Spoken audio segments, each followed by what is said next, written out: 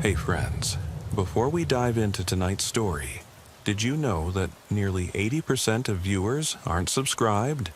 If you're enjoying this content, hit that subscribe button. It really helps keep these long stories coming. Also, for even more police horror stories, check out my new channel. The link's in the description and pinned comment. I'd love it if you stop by and subscribe. I'd love to hear from you. What time is it where you are and which city are you listening from tonight? Now, sit back, relax, and let's get into it. It was the 12th hour of the night shift, and I had dealt with countless empty calls and false alarms. Nothing this bad had ever happened before. When I turned onto Willow Creek Road, the patrol car's roof lights disappeared behind me. The road was difficult to see because of the corn stalks, which were taller than a person. The only sign of life was the flickering neon light of Bates's service station. There was no pump under the canopy, just a skeleton-like structure of brick and glass covered with wood from the inside out. Still, the charger was there, its engine running, the door ajar. I spoke into the microphone. Headquarters, Corporal Hale at the scene. No one in sight, checking inside. There was no response for a long time, then a chilling sound was heard. I swallowed hard and quickly got out. The gravel crunched under my feet, my heart racing. I struggled to turn on my flashlight and saw the rear mudguard of the rain-soaked Charger. I moved towards the driver's door. The hum of the engine was starting to make me nervous. Inside, there was the smell of cigarette smoke and stale sweat. The gear shift was in park, the cup holders were empty, and the phone charger was hanging from the console, but the phone wasn't visible. I called again, my voice was steady. "Central Hale, entrance clear, I'm looking for the driver." There was no response. I couldn't stand the smell any longer, so I quickly got out and closed the door. When I turned around, I noticed footprints on the ground. There were faint traces leading towards the side entrance of the station. I began to follow them slowly. The door in front of me was boarded up, with 2 pieces of wood nailed to plywood panels. I knelt down and examined a newer, oddly smooth-looking panel. I lifted it with gloved hands. With a creak, it came loose, revealing a window pane without glass. Inside, the air was thick with the stench of spilled oil, rust, and something else. Something like burnt toast gone sour. I shone the beam across the main room. An overturned desk, papers fluttering, a lone wrench glinting in the corner. The place looked hastily abandoned. On the dust-choked floor lay a single white glove, the kind traffic units wear directing traffic on highway detours. It was wet, coated in a dark smear I couldn't identify. The cuff read, M. Carter, P.D. I froze. Carter was my old academy partner. He'd left the force a year ago, moved back east after his divorce. I swallowed hard, pocketed the glove for evidence. Then the Charger's engine cut. The hush that followed felt wrong, like stepping from a crowded room into a tomb. Outside, headlights snapped on, bright enough to blind me through the window frame. They circled the building slowly, sweeping over broken windows and the sliver of my silhouette at the opening. I pressed back, heart pounding, staring at the dark glare beyond the boards. Whoever, or whatever, was out there had turned me into a target, bait in a trap I hadn't seen set. I keyed the mic again. "Dispatch." The crackle came first, long and drawn out, then a voice so soft I almost missed it. "Don't move, Hale." It wasn't static. It was an imitation of a dispatch call, low and familiar, but there was a rasp beneath it. A whisper threaded through every word. The voice sounded wrong, like someone had used my own patrol recordings to craft a mask. My legs went leaden. I pressed flat against the wall, listening to the rain echo. My cell phone, tucked in my breast pocket, felt like a lifeline. I dialed no signal. The Charger's engine shut off. Darkness collapsed. Then the footsteps. Soft gravel crunching right outside the door I'd just pried open. Each step came slower now, deliberate, as though the person walking wanted to savor the fear. I edged away, careful not to disturb the papers fluttering on the floor. My breath hitched. A shape passed across the doorway. A long shadow cast by those headlights warped through the broken frame.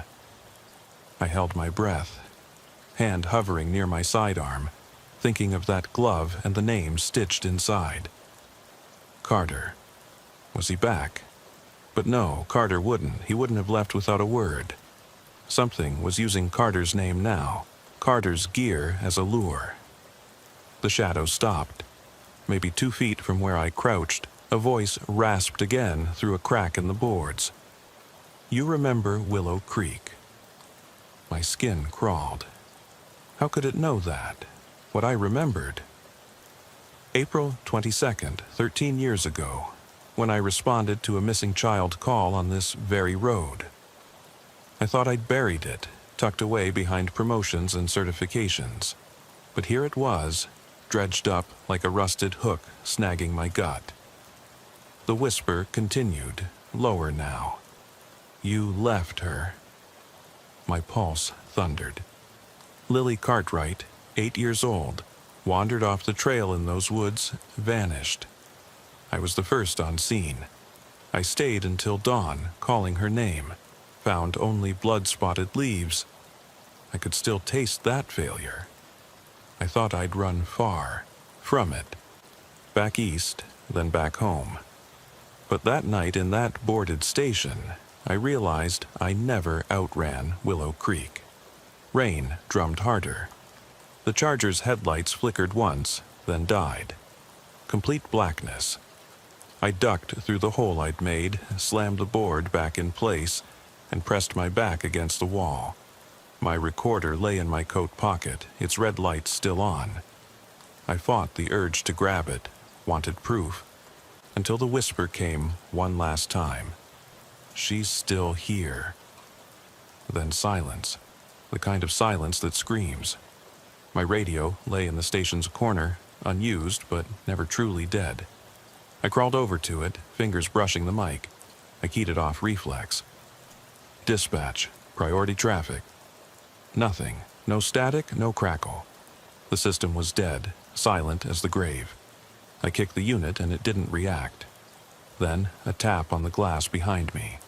Soft, insistent. I spun, flashlight up, and caught a glint of something pale, like a child's shoe, just beyond the broken window.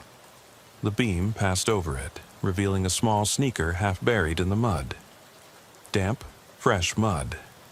Next to it, tiny footprints leading away into the cornfield. Wet sock prints, just like the ones beside the Charger. My mind screamed to run, to follow those prints back to the road to call for backup, but my boots were planted in that shallow puddle of dread. I reached for my mic again. Dispatch, emergency backup. My own voice sounded distant.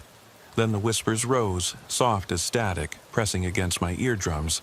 We never left Hale. I froze. The rain mixed with my sweat. The baying of a distant dog, maybe a coyote, echoed from somewhere down the road. I looked at the glove in my hand and remembered Carter's name. Carter, who'd always said the radio was our lifeline. That night, my lifeline turned against me. And now I was alone in the dark, wondering whether I would ever make it out. My recorder clicked off in my pocket. I rose, spine rigid, every nerve screaming. I had to decide. Chase the prints and risk whatever waited in those fields, or get back in the cruiser and hope the radio came back to life before the night swallowed me whole. I took a breath, grabbed the flashlight in one hand, the glove in the other, and stepped into the corn. The neon sign sputtered above me in a sickly half-heartbeat, one A blinking weakly while the rest remained dead. My windshield wipers stuttered once and then jammed. leaving a smear of rain across the glass that caught the dashboard lights in a dull glow. I killed the engine and waited. The radio sat mute on its cradle, inert and cold, despite its reputation for being unkillable. My reflection stared back at me, uniform dark, face pale in the failing light, and eyes that had seen too many empty streets. Gravel crunched behind me, but when I peered into the heavy mist, there was nothing but the shadowy outline of corn stalks draped over the lot like dark curtains. I reached for my flashlight, its beam cutting a narrow swath through the gloom. The Charger was parked off-center beneath the canopy, driver's door open wide as though the occupant had abandoned it mid-death trap. I stepped out of the cruiser, my boots sinking slightly into soft mud where water pooled in ruts. The hush pressed against me, the kind of quiet that amplifies every breath, every heartbeat. I clicked the light on and swung it toward the Charger. Inside, everything looked ordinary. Dust motes dancing in the beam, a single coffee cup half full in the cup holder, a GPS unit still glued to the windshield. But the driver was gone. No one's scent lingered, no warmth.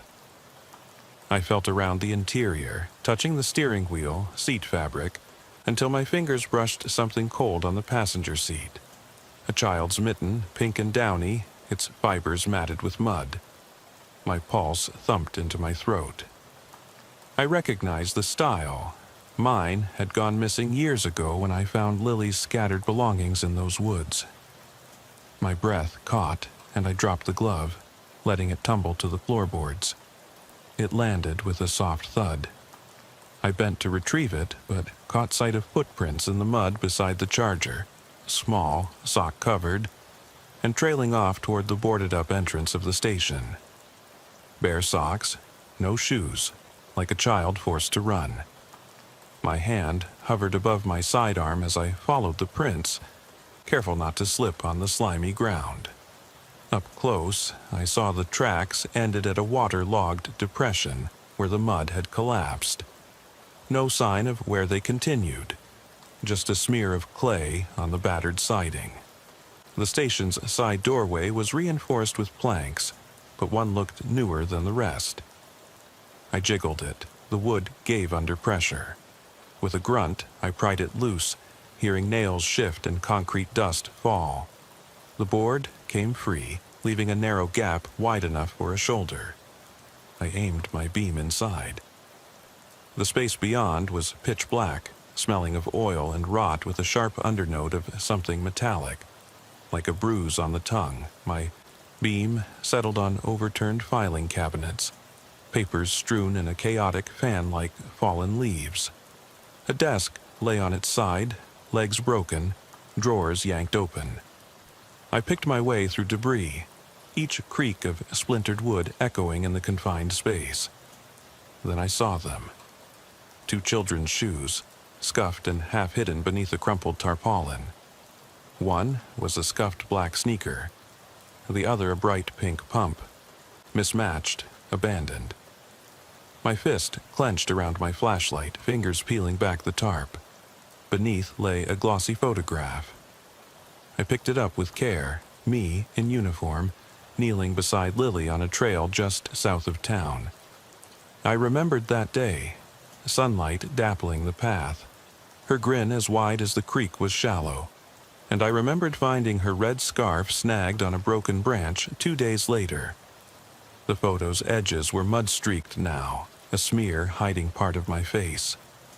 Whoever had placed it here knew exactly how to get under my skin. A sudden thump made me jump. Footsteps, barefoot, echoed on damp concrete behind me.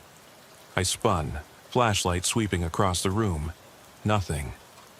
Then a whisper, so close I thought it had cracked the wood beside my ear. "You failed her." The voice was low, heavy, familiar, like my own voice recorded and played back through a broken speaker. My chest tightened. I swallowed, throat dry. I edged toward the sound, every muscle coiled. My boot hit something soft. The child's mitten again, lying at the entrance. I scooped it up and clicked my flashlight upward, catching movement at the far wall. Two pale shapes pressed against the boards, like hands and a face flattened for a look. I took a step closer, heart hammering, and the shapes recoiled, slipping away into the darkness beyond. The board creaked where they'd been, rattling loose in the wind that snuck through the cracks. I tried the radio again. Mic in hand, I called, "Dispatch, priority. I'm inside the service station. Suspect or suspects, unknown number. Possible juveniles, send backup." No response. Static had never betrayed me before. My cheek pressed against the coarse metal of the unit. Dead. For the first time in 20 years, it had betrayed me. Rain pattered against the roof, the rhythm shifting from a drizzle to a steady drum, like fingertips drumming out a warning. I glanced at my watch, 2:23 a.m. Minutes into silence felt like hours on this shift. My boots squelched as I stepped back into the main room, eyes searching. I wanted to shout, to demand someone answer, but the air was too still, too waiting. Instead, I moved deeper, using the wall as my guide. My grip on the pink mitten tightened. I could feel the threads rubbing through my glove. At the back of the station, another doorway led into what used to be a small office. I pushed through, expecting papers and old coffee cups. Instead, I found a small cot pushed against the far wall, with a body lying on it, covered by a stained sheet. My breath hitched. I flicked the beam across bellies and boots until it rested on a pair of lifeless feet. The boots were Lily's, size small, scuffed, and beside them a folded note pinned to the sheet with a rusted nail. I knelt. The note was handwritten in spidery letters. "You never finished the search." The words stabbed me with ice. I glanced at the body. No face, just the sheet draped to suggest small shoulders, a child's frame. My hand shook so badly I could barely lift the sheet's edge. A mirror mounted on the far wall caught my reflection. Pale face, uniform smeared with mud, eyes wide. And behind me, no more than a foot away, stood a child so still I could have sworn she was carved from bone. Her head tilted, hair plastered flat, and eyes black holes that held my gaze. I froze. Then, without warning, the room flooded with light as the station's old generator sputtered to life. Bulb by bulb, dusty fixtures flickered until the room was bathed in a harsh, buzzing glow. The child was gone. Just an empty cot, the note, and me staring at my own reflection in the mirror. My radio sprang to life, a crackle of static cutting through the hum. I grabbed the mic. "Dispatch, do you copy? I need immediate extraction." The line went dead again, leaving only the low hum of the lights and the distant roar of thunder. I backed away, handing the note to my free hand. "You never finished the search," I murmured, voice echoing. "What the hell does that mean?" A scraping sound came from somewhere above me, like nails dragging across wood. I aimed my flashlight up at the ceiling, catching a long braid of dark hair trudged across the rafters, then falling behind an old access hatch. My heart slammed. I reached for my sidearm, every instinct screaming to get out. As I turned toward the door, the note slipped from my fingers and floated to the floor. I heard a small whimper behind me, soft enough that I thought I'd imagined it. But when I glared back at the cot, the sheet was moving, rising, like a hand pushing, through water. A small fist emerged, pale as bone, followed by an arm that clutched at the edge of the sheet. I took a step back. The generator's lights flickered again, casting the room into an uneasy half-light. In that wavering glow, I saw the silhouette of a little girl climbing off the cot. Her movements slow, deliberate, She paused at the foot of the bed, head cocked as if listening to something I couldn't hear. My finger hovered on the trigger. I realized I was bleeding, tapped my chest and felt warmth. I didn't remember being shot. My legs buckled, pain spreading through my abdomen. I stumbled, and the girl turned her empty gaze toward me. She smiled, then the lights went out. Total darkness, snapping shut like the lid of a coffin. The thunder rolled close, shaking the walls. In the black, I heard the girl's voice whisper, clearer than ever. "You left me." My knees gave out. I hit the concrete floor with a thud, the shock of cold seeping into my bones. Rainwater dripped through a crack in the roof, forming a small pool around my head. I clawed at the ground, reaching for something to anchor me. Anything. The girl's laugh rang out, soft and hollow. A lullaby sung by someone who'd lost her way. And then, silence. Not the peaceful nighttime hush, but a void so complete it screamed. I lay there, every breath a struggle, and wondered whether I'd ever wake from this nightmare. A single bulb flickered back on, low above the doorway. I saw the girl standing there, unmoving, her braid swinging once. She pointed at me with a tiny, skeletal finger and mouthed my name. "Sergeant Hale." The bulb died. Darkness swallowed the station once more, leaving only my ragged breathing and the steady drip of water. I realized then that the storm outside had passed. Yet inside, the real storm, my past, dredged up and alive, was just beginning. Rainwater pooled around my knees as I forced myself upright, every muscle screaming in protest. The generator's sputter had died for good, plunging the old station into oppressive darkness. My flashlight's beam wavered in my shaking grip, carving a thin path through the black. Then, far in the back room, came a low creak, like a door settling after a long neglect or a boot heel brushing across rotted floorboards. I froze, breath ragged, listening. The little girl, where had she gone? I scanned the room, light sweeping over crumpled papers and overturned furniture, landing on that same cot. Empty. No footprints anywhere, not a single mark beyond the ones we'd already traced.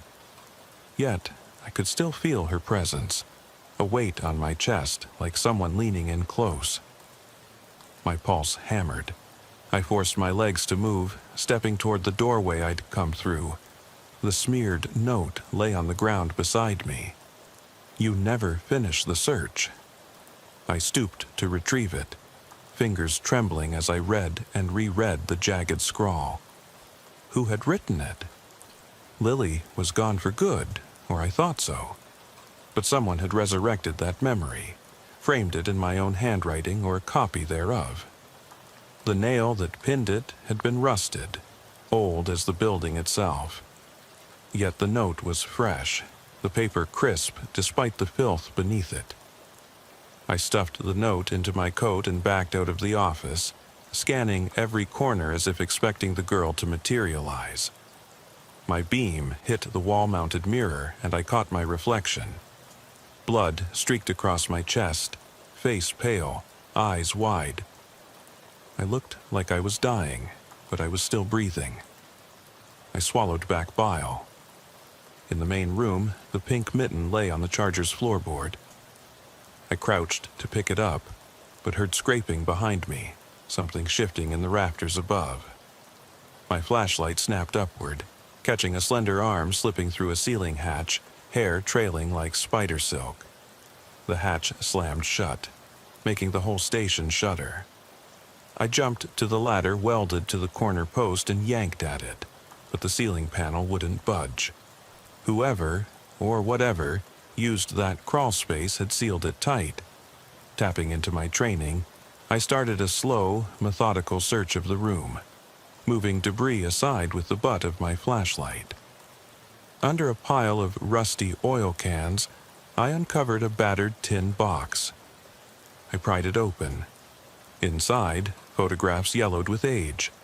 children playing in cornfields, families celebrating on front porches, summer days bathed in sunlight. One photo showed a girl in a pink dress, hair in a braid, staring at the camera with somber eyes, identical to the child I'd glimpsed.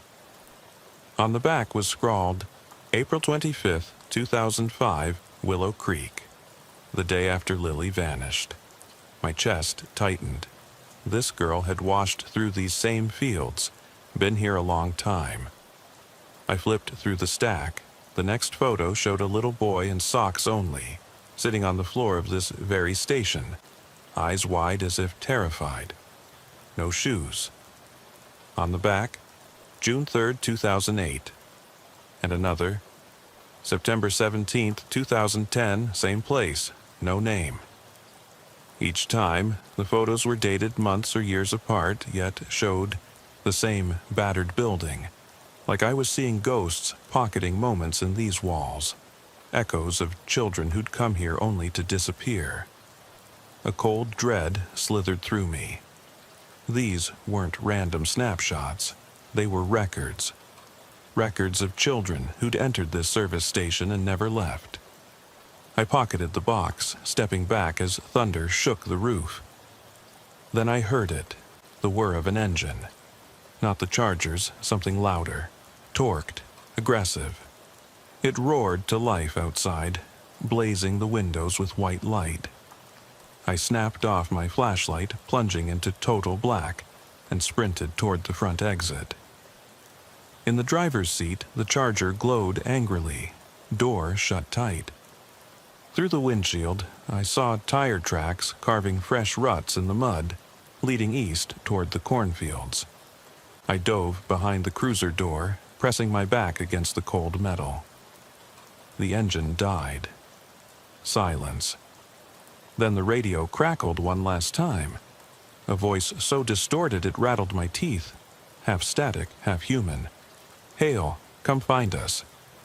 My lungs seized. I keyed the mic in a panic. "Dispatch, send units, code 3, Willow Creek Road, possible kidnappings." The static swallowed my plea. No radio, no cell. Only that hushed whisper echoing through the station, causing the hairs on my neck to spike. "Find us. Find us."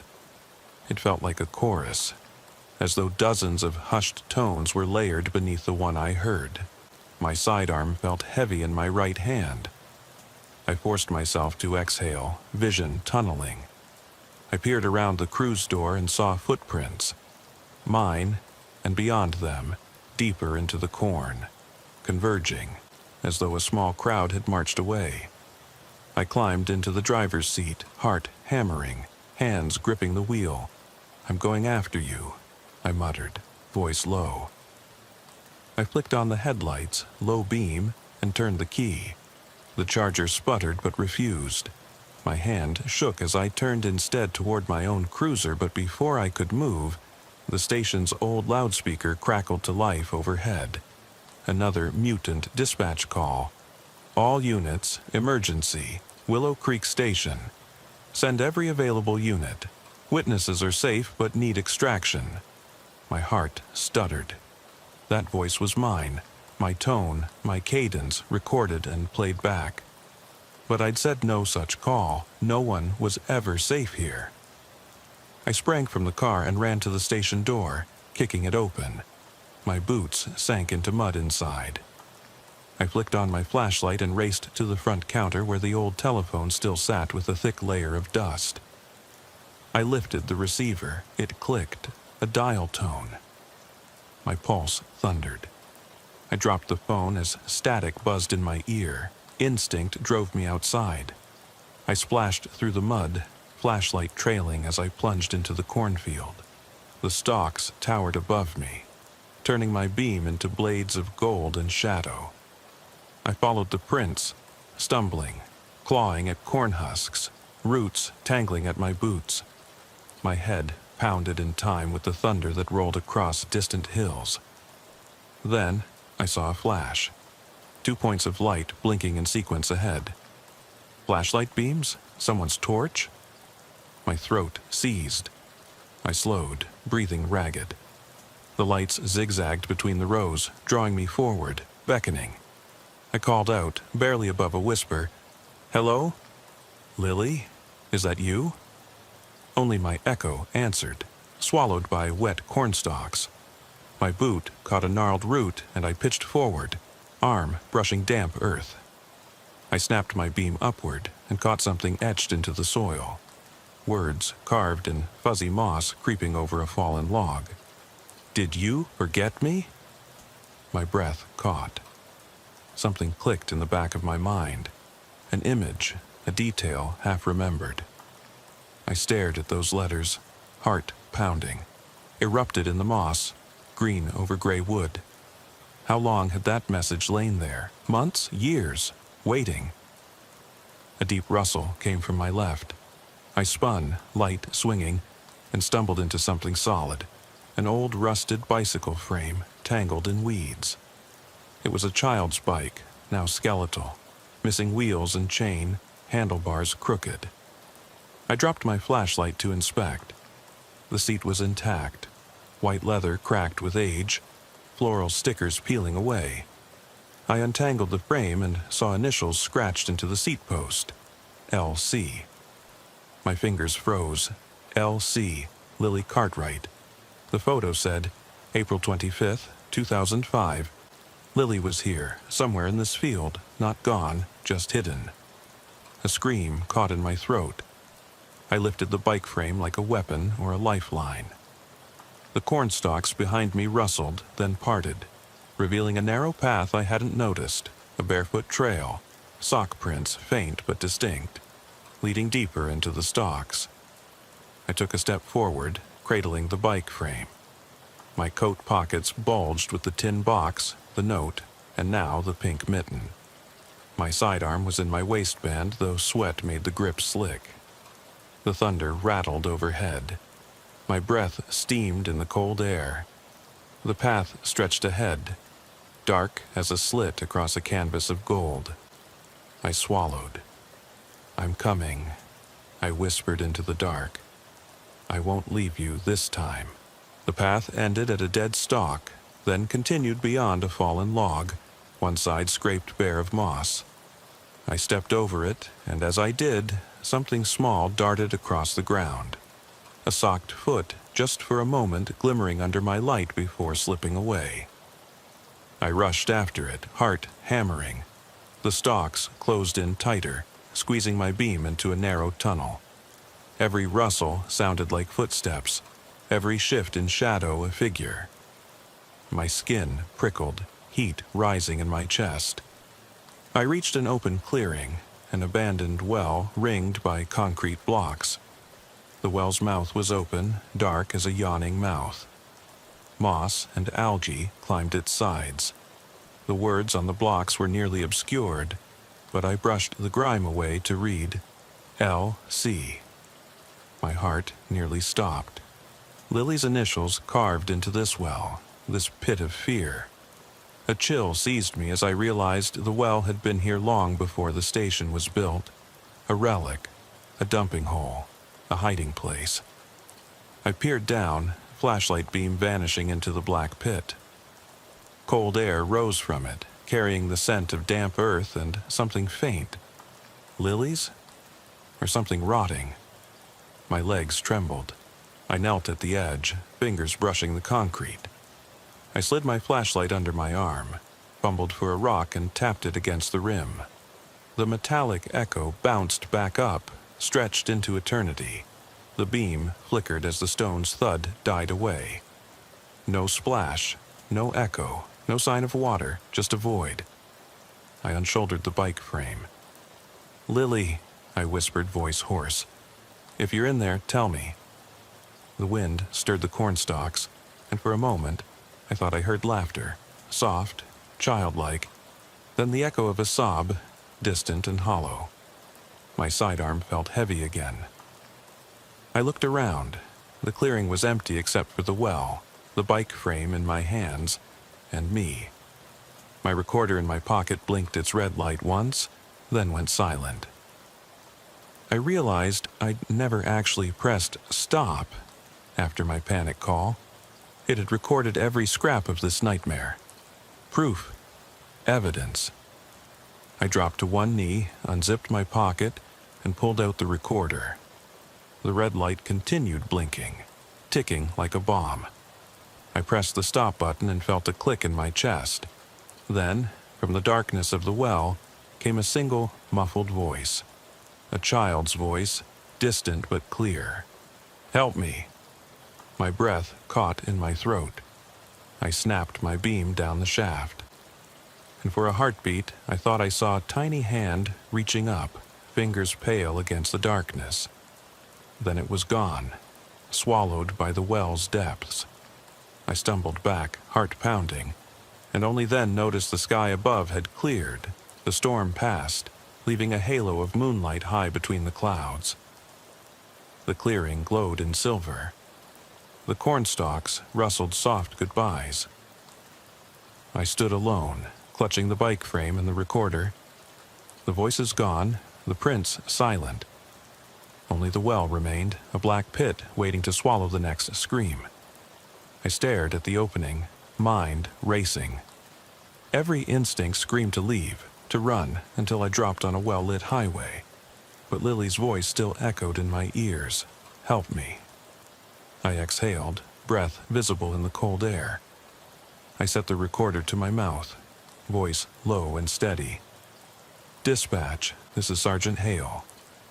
I've located possible victim, female child, in abandoned well at Willow Creek Station.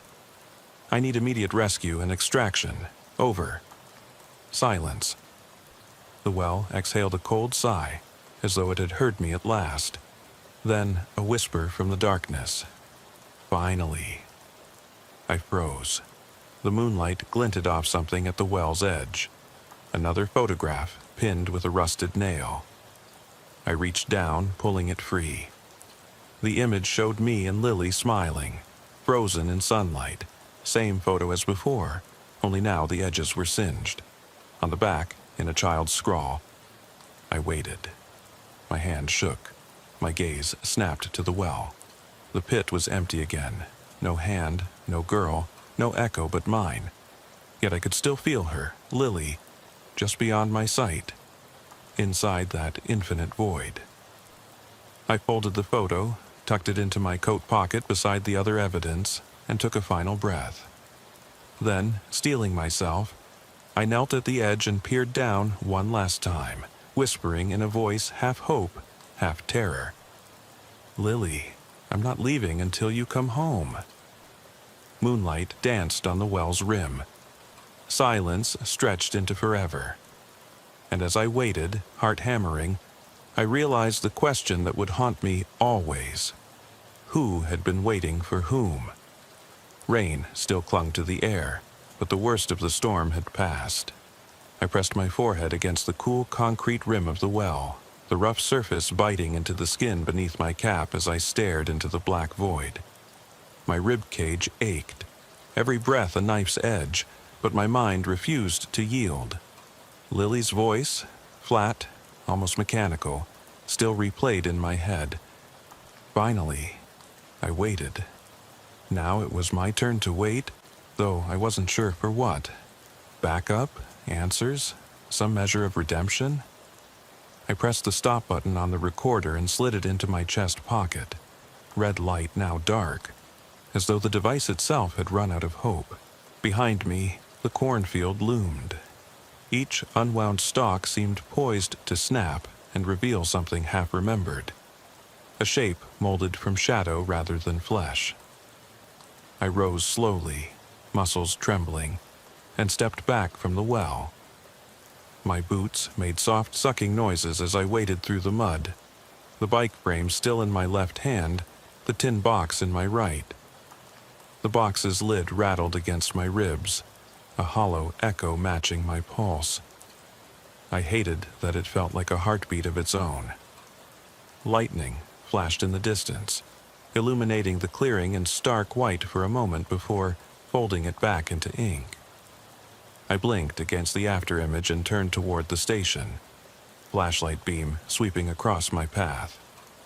The charger was gone, abandoned but gone. No footprints led to it, no sign that it or anyone else had moved through the lot since I'd entered the field. How many ways could someone vanish here? How many mirages could I chase? The boarded entrance groaned with old scabs of wood as I reinserted the loose plank I'd pried away. It stuck halfway, so I braced my shoulder and pushed it until it snapped into place. Behind me, the field exhaled. A breeze stirred the stalks, creating a low moan that sounded eerily like a child's cry. I swallowed, every instinct screaming that I was trespassing on something beyond my comprehension. Still, the siren wail I imagined in the distance didn't materialize. No backup was coming, not for a while. I needed to keep moving. Inside the station, the overhead lights remained dead.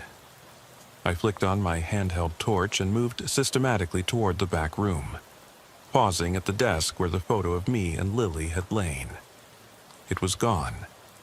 In its place lay loose pages of a notebook, waterlogged and illegible. I lifted one, watching ink bleed into the fibers, words smudged beyond recognition. Whatever secrets it held were dissolving right before my eyes. I dropped the page. The small office was empty. No child, no cot at all. Only the damp echo of what had transpired.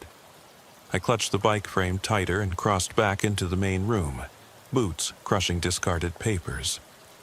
In the far corner, behind a stack of empty oil cans, rested my cruiser's front tire, distinctive tread marks in the mud leading to the station's doorway. I followed them, dragging the torch to illuminate the path. At the door, I paused. The lieutenant's voice would be waiting on the other end of a secure line. But that line had gone silent long ago.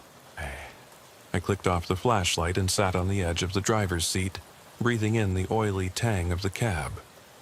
My sidearm lay on the seat next to me, heavy as guilt. I stared at the missing child's mitten in my palm, its pink fibers matted with clay. Lily's. How many years had it taken for someone, or something, to bring the past into the present like this? I pressed my palm against the fabric, tracing the faint bit of her handprint embedded in the wool. I closed my eyes and remembered her laugh, bright as sunlight on water before the creek claimed her. The radio crackled again, static, then a moment of silence, then my own voice. "Hail to dispatch. Priority rescue. Coordinates incoming." It cut off mid-word. Static filled the speaker, almost cadenced like a heartbeat. Then a second voice layered over it. A child's whisper, so faint I could have missed it. "It's cold down here." My pulse spiked. Dispatch reports never mentioned children talking down wells. No protocol covered supernatural transmissions. I keyed the mic, but my hand trembled too much to hold it steady. I flicked the torch back on and killed the ignition. The beam landed on the passenger seat where the tin box sat open. I reached over and pulled it closer, rifling through the photos I'd left inside. One by one, I sorted them. Children in the fields, families on porches, the little girl in the pink dress. Then I found one I hadn't seen, 2 children, a boy and a girl, arm in arm beneath that same neon AS half-lit sign, rain dripping off the letters. They held hands, eyes fixed on the camera, their faces blank. On the back, a single word, together. No date, just that promise. I pocketed the photo and shoved the box under the seat. The moonlight filtered through the windshield, casting the station in silver and shadow. I wondered where the children had gone, and why I couldn't leave. The station felt alive, as though walls could breathe, floors could shift. My legs twitched with the urge to run, but the bike frame leaned in my left hand, an anchor and a weapon. The glove on my right hand, Carter's, still damp. I felt like I was holding fragments of a crime scene in both hands, struggling to piece together what urgent message they carried. A loud thud rattled the station's back door, and I spun, flashlight sweeping over crates and tool racks. The Charger's door had swung shut by itself, though the driver's side lock remained undone. No locks clicked, no engine rumbled, just the soft echo of a panel falling against the hull. I gripped my sidearm and rose, every muscle taut. I crossed the cab and pushed through into the dark. My flashlight lit the tool bench, the handgun I never removed, old coffee cups on a shelf. Then it hit me. A figure crouched in the corner, back to me. A boy, socked feet and thin frame, shoulders hunched, head bowed. He didn't flinch when I entered, just sat there, still as a mannequin, shirt caked in mud, arms draped across knees. "Hey," I said, voice low, "I've got you." The words felt hollow. I crouched in front of him. The boy lifted his head. His eyes were cavernous black pits, devoid of reflection. His mouth curved in a fragile smile. "You found me," he whispered. I swallowed, throat tight. "Who are you? What's your name?" He tilted his head, braid falling to one side, just like Lily's. "We didn't know you cared," he said, voice barely audible over the humming in my ears. "But you came." I blinked. The station's old intercom crackled overhead. A third voice, older this time, brittle and formal. "Sergeant Hale, the file. You're missing something." I recognized the tone. Dr. Webb, the engineer who investigated the original outage. How long had it been since I'd spoken to her? 6 years? 7? She was gone now, left the force after her health declined. But the voice crackled through the station like a recording on loop. I spun, searching for the source. No tape deck, no intercom speaker in sight. The voice disembodied me, a voice from the past pointing an accusing finger. "You overlooked the recordings," it said. "Listen again, they told you who we were." The boy's grin widened. He reached out a pale hand, pressing a finger to his lips. "Shh," he whispered, "time to listen." My heart pounded so hard I thought I could hear it in the humming station. The radio sprang to life once more, static washing over me, then a chorus of voices. Dispatchers, patrol calls, voices long dead. And beneath them, a child's laughter, layered in a dozen harmonies. Lily's laughter, twisted and triumphant. I stumbled back against the wall, wiping sweat from my brow. The voices roared, deafening, yet I felt I could understand them if I listened. They whispered details of unsolved cases, names of children who vanished, dates that didn't match. They spoke of a pattern, of an entity that fed on memory and recorded pain. And at the end of the cacophony came a single phrase, clear and cold. "We are their echoes." The boy stood, stepping toward me. His braided hair glittered in the beam. "We never left," he said. "We only listened." His empty eyes bored into mine, sifting through regrets and guilt. I raised my weapon, hand shaking so badly the barrel wavered. "Stay back," I croaked. He stopped, cocking his head. "You came, you remembered." I swallowed. The voices faded, but the humming stayed. The station seemed to pulse with life, as though walls had veins. The intercom crackled once more, reaching a final crescendo. "Hale, forgive us?" The boy's smile crumbled. He looked older, gaunt, as if 12 years of waiting had hollowed him out. His gaze turned skyward toward the broken skylight. I followed his eyes. Outside, clouds had parted, revealing a harvest moon so pale it seemed spectral. It cast the station in an otherworldly glow, illuminating every dust mote in the air.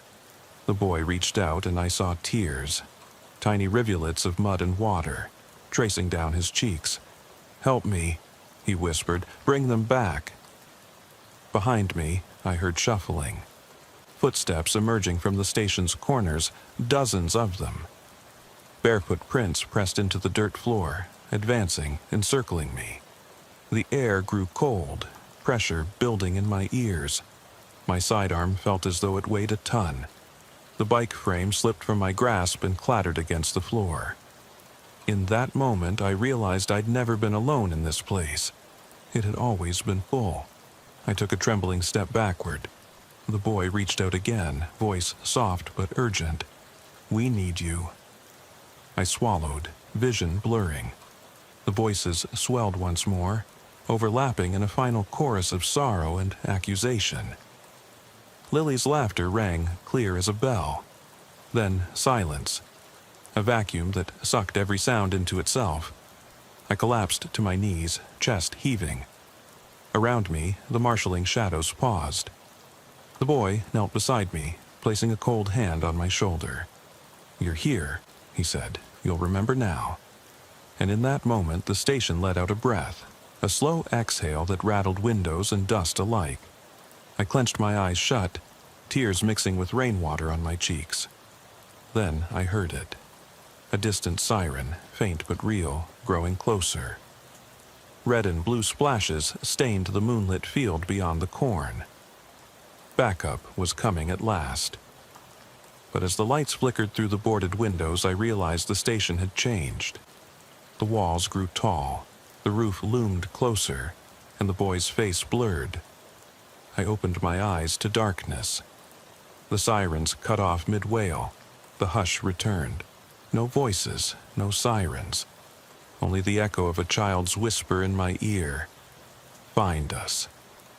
I stood in the doorway, the heat of my own breath fogging the glass as I watched the siren lights dance on the corn. For a heartbeat, I believed it was real. Backup finally arriving to tear down this nightmare with flashbangs and steel doors. Then the lights winked out, as though someone had swept them from the sky. The station sat silent and still. The only noise the susurrus of stalks and the stubborn echo of children's voices trapped in metal pipes and dusty walls. Dragging my boots through the mud, I stepped back inside, slamming the door behind me. The lock clicked home with a hollow finality. In the dim beam of my flashlight, the walls of the station seemed to bend inward, as though the building were breathing, its ribs creaking. The echo of that last whisper, "Find us," hung in the air like a vow. I had no choice but to try. My flashlight illuminated footprints again. Bare, socked feet imprinting in the damp floor. They led past the overturned desk, beyond the oil can tower, and into the back office where the cot once lay. Now, nothing remained but a scorched patch of linoleum, as if the bed itself had been vaporized. The note, "You never finished the search," had vanished along with everything else. It was like the station had swallowed proof of its crimes, regurgitating only fragments of memory for me to clutch. I exhaled, voice tight. "Okay," I whispered to the empty room, "let's finish it." I crouched and scooped up a scrap of paper half buried beneath debris. Ink had pooled into illegible blots, but I traced the darker strokes that looked like letters, L-I-L-Y. I touched the letters as though greeting the ghost of my daughter. The ground trembled beneath me, so slight I almost missed it. A low hum rose in the walls, as though machinery hidden in the station's bones had awakened. I stood and followed the hum to a service panel beside the main breaker box. The cover hung open, wires spilling like entrails. One cable, thick, insulated in faded green, was severed, its copper heart exposed. I flipped it with my finger. A spark jumped, and for an instant the station was alive. Lights flickered, then died. In the brief blaze I saw them, dozens of children, faces pale, hollow-eyed, standing in the corners, pressed against the walls. They didn't move, didn't breathe. They were watching me, their blank stares accusing. My breath caught. I leapt back, tripping over a tool chest, flashlight rolling away. The beam skittered across the floor, illuminating an oil stain that spread like a black puddle. In its depths, I saw a reflection of Lily's face, smiling. But when I blinked, it dissolved into my own, gaunt and haunted. I scrambled to my feet, heart hammering, and snatched the flashlight. The children were gone. Only the low hum remained, and a flicker of movement in a side window. I approached, flashlight in one hand, booted foot stepping over scattered nails. Outside, moonlight washed the service lot in silver. But in the sky, a shape soared, huge and silent, a winged silhouette gliding between clouds, blocking the moon for a moment before vanishing into darkness. I blinked. Bats, maybe, or doves painted black. But the station's walls rattled, as though the flutter of wings had brushed them. My sidearm felt useless in my hand. I needed answers. I raced to the office desk. Its top splintered where someone had bashed through, and found a drawer still intact. I yanked it open. Inside lay a bundle of aged notebooks, emergency logs, incident reports, bulletins that predated my tenure. I flipped pages, scanning entries with soaked eyes. One report, scrawled in 2005, documented a missing child call on Willow Creek Road, Lily's case, but noted a second disappearance, a boy named Jonah Turner, age 6. His parents had moved away, his case quietly closed. Further on, December 2008, another boy, Marcus Hill, vanished near the station after chasing a rabbit. And in June 2010, twin sisters, Amy and Erica Nash, reported missing by a trucker finding a lone toddler's sock on the tracks behind Bates's station. My heart hammered. These weren't random tragedies. They were a chain. And I'd walked right into the station that had consumed every one of those children. I dropped to my knees, rifling through pages until I found a final entry, dated April 23, 2013. Unexplained system outage. Dispatcher reports voices of children on open channels. Radio technician Hollis found unconscious beneath console. Log ends. Hollis. My gut clenched. He'd come here after the initial outage, before Montgomery County's failure became legend. And he'd been drawn to this station, the same way Lily had been drawn to the creek. Flashlights clicked on behind me, first one, then another, accompanied by voices calling, "Sergeant Hale, are you inside?" Relief and frustration warred in my chest, but it was a lie, a tease. No officer had come here yet. It was my mind, mimicking backup. I stood, closing the drawer, and leaned against the desk, pressuring my bleeding side. Each breath was agony, but clarity rose through the pain. This station was a beacon for lost children's echoes. It drew them in, held them, trapped their souls in its foundation. And tonight, it had lured me back to this crossroad of the living and the dead, demanding I finish the search. I patted my coat pocket, feeling the recorder, proof of every whisper, every broken promise. I flipped it open, hitting play. Static crackled, then the soft voices. Children counting in a circle, giggling, reading names like a litany, a roll call. The volume was low, but if I strained, I caught Lily's voice. "I'm here." Then a chorus. "We're here." The laughter shifted into sobs, then a chant rising in urgency. "Find our bones. Bring us home." My eyes stung. Bones. Home. The station demanded it. My recorder's battery might die, but the memory of those voices would not. I clicked stop and dropped it into my palm. Then I turned to the back wall where the service hatch had been sealed. Kneeling, I pressed my ear to the seam. Beyond, a hollow space pumped with muffled breathing and the soft tap-tap of small feet pacing. The concrete vibrated beneath my cheek. I stood and retrieved the pink mitten from my belt, clutching it as I pressed my shoulder into the hatch. My boot heel found a loose bracket. With a grunt, I pried the panel free. Handles of a ladder revealed themselves, a vertical shaft crawling into darkness. The smell hit me first.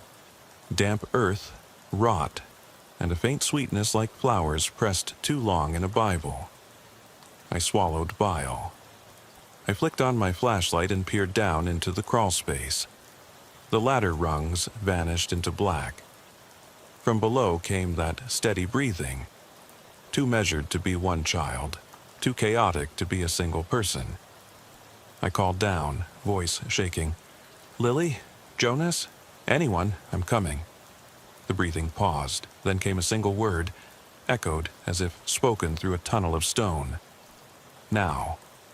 My heart froze. I secured one hand on the ladder and began my descent, each rung a pop in the silence.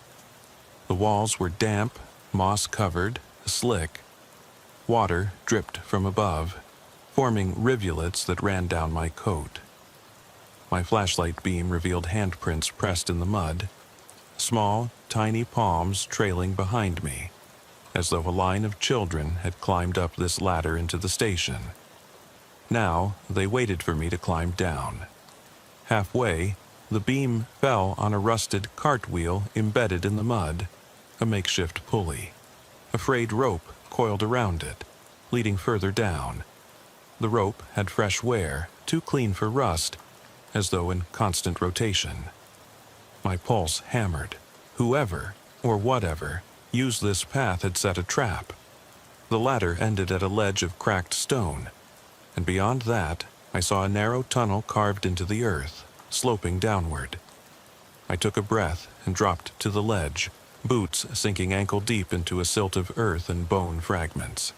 A flash of white caught my beam.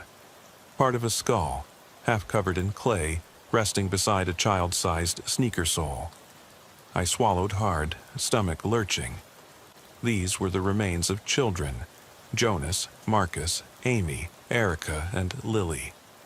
My daughter's bones lay down here, tangled in roots, and the station, like a predator, groomed them, displayed them as trophies. I pressed on, stepping over bones with care, heart heavy. The tunnel constricted until I crawled on hands and knees. The air grew warmer, humid, thick with the smell of decay. At the end, a low arch opened into a vast chamber, a natural cavern lined with roots and damp earth, lit by phosphorescent fungus glowing pale green on the walls. In the center lay a circle of stones, each carving a child's name: Jonas, Marcus, Amy, Erica, Lily. Tears burned my eyes. I crawled forward, following the circle, until I knelt beside the stone-etched Lily Cartwright.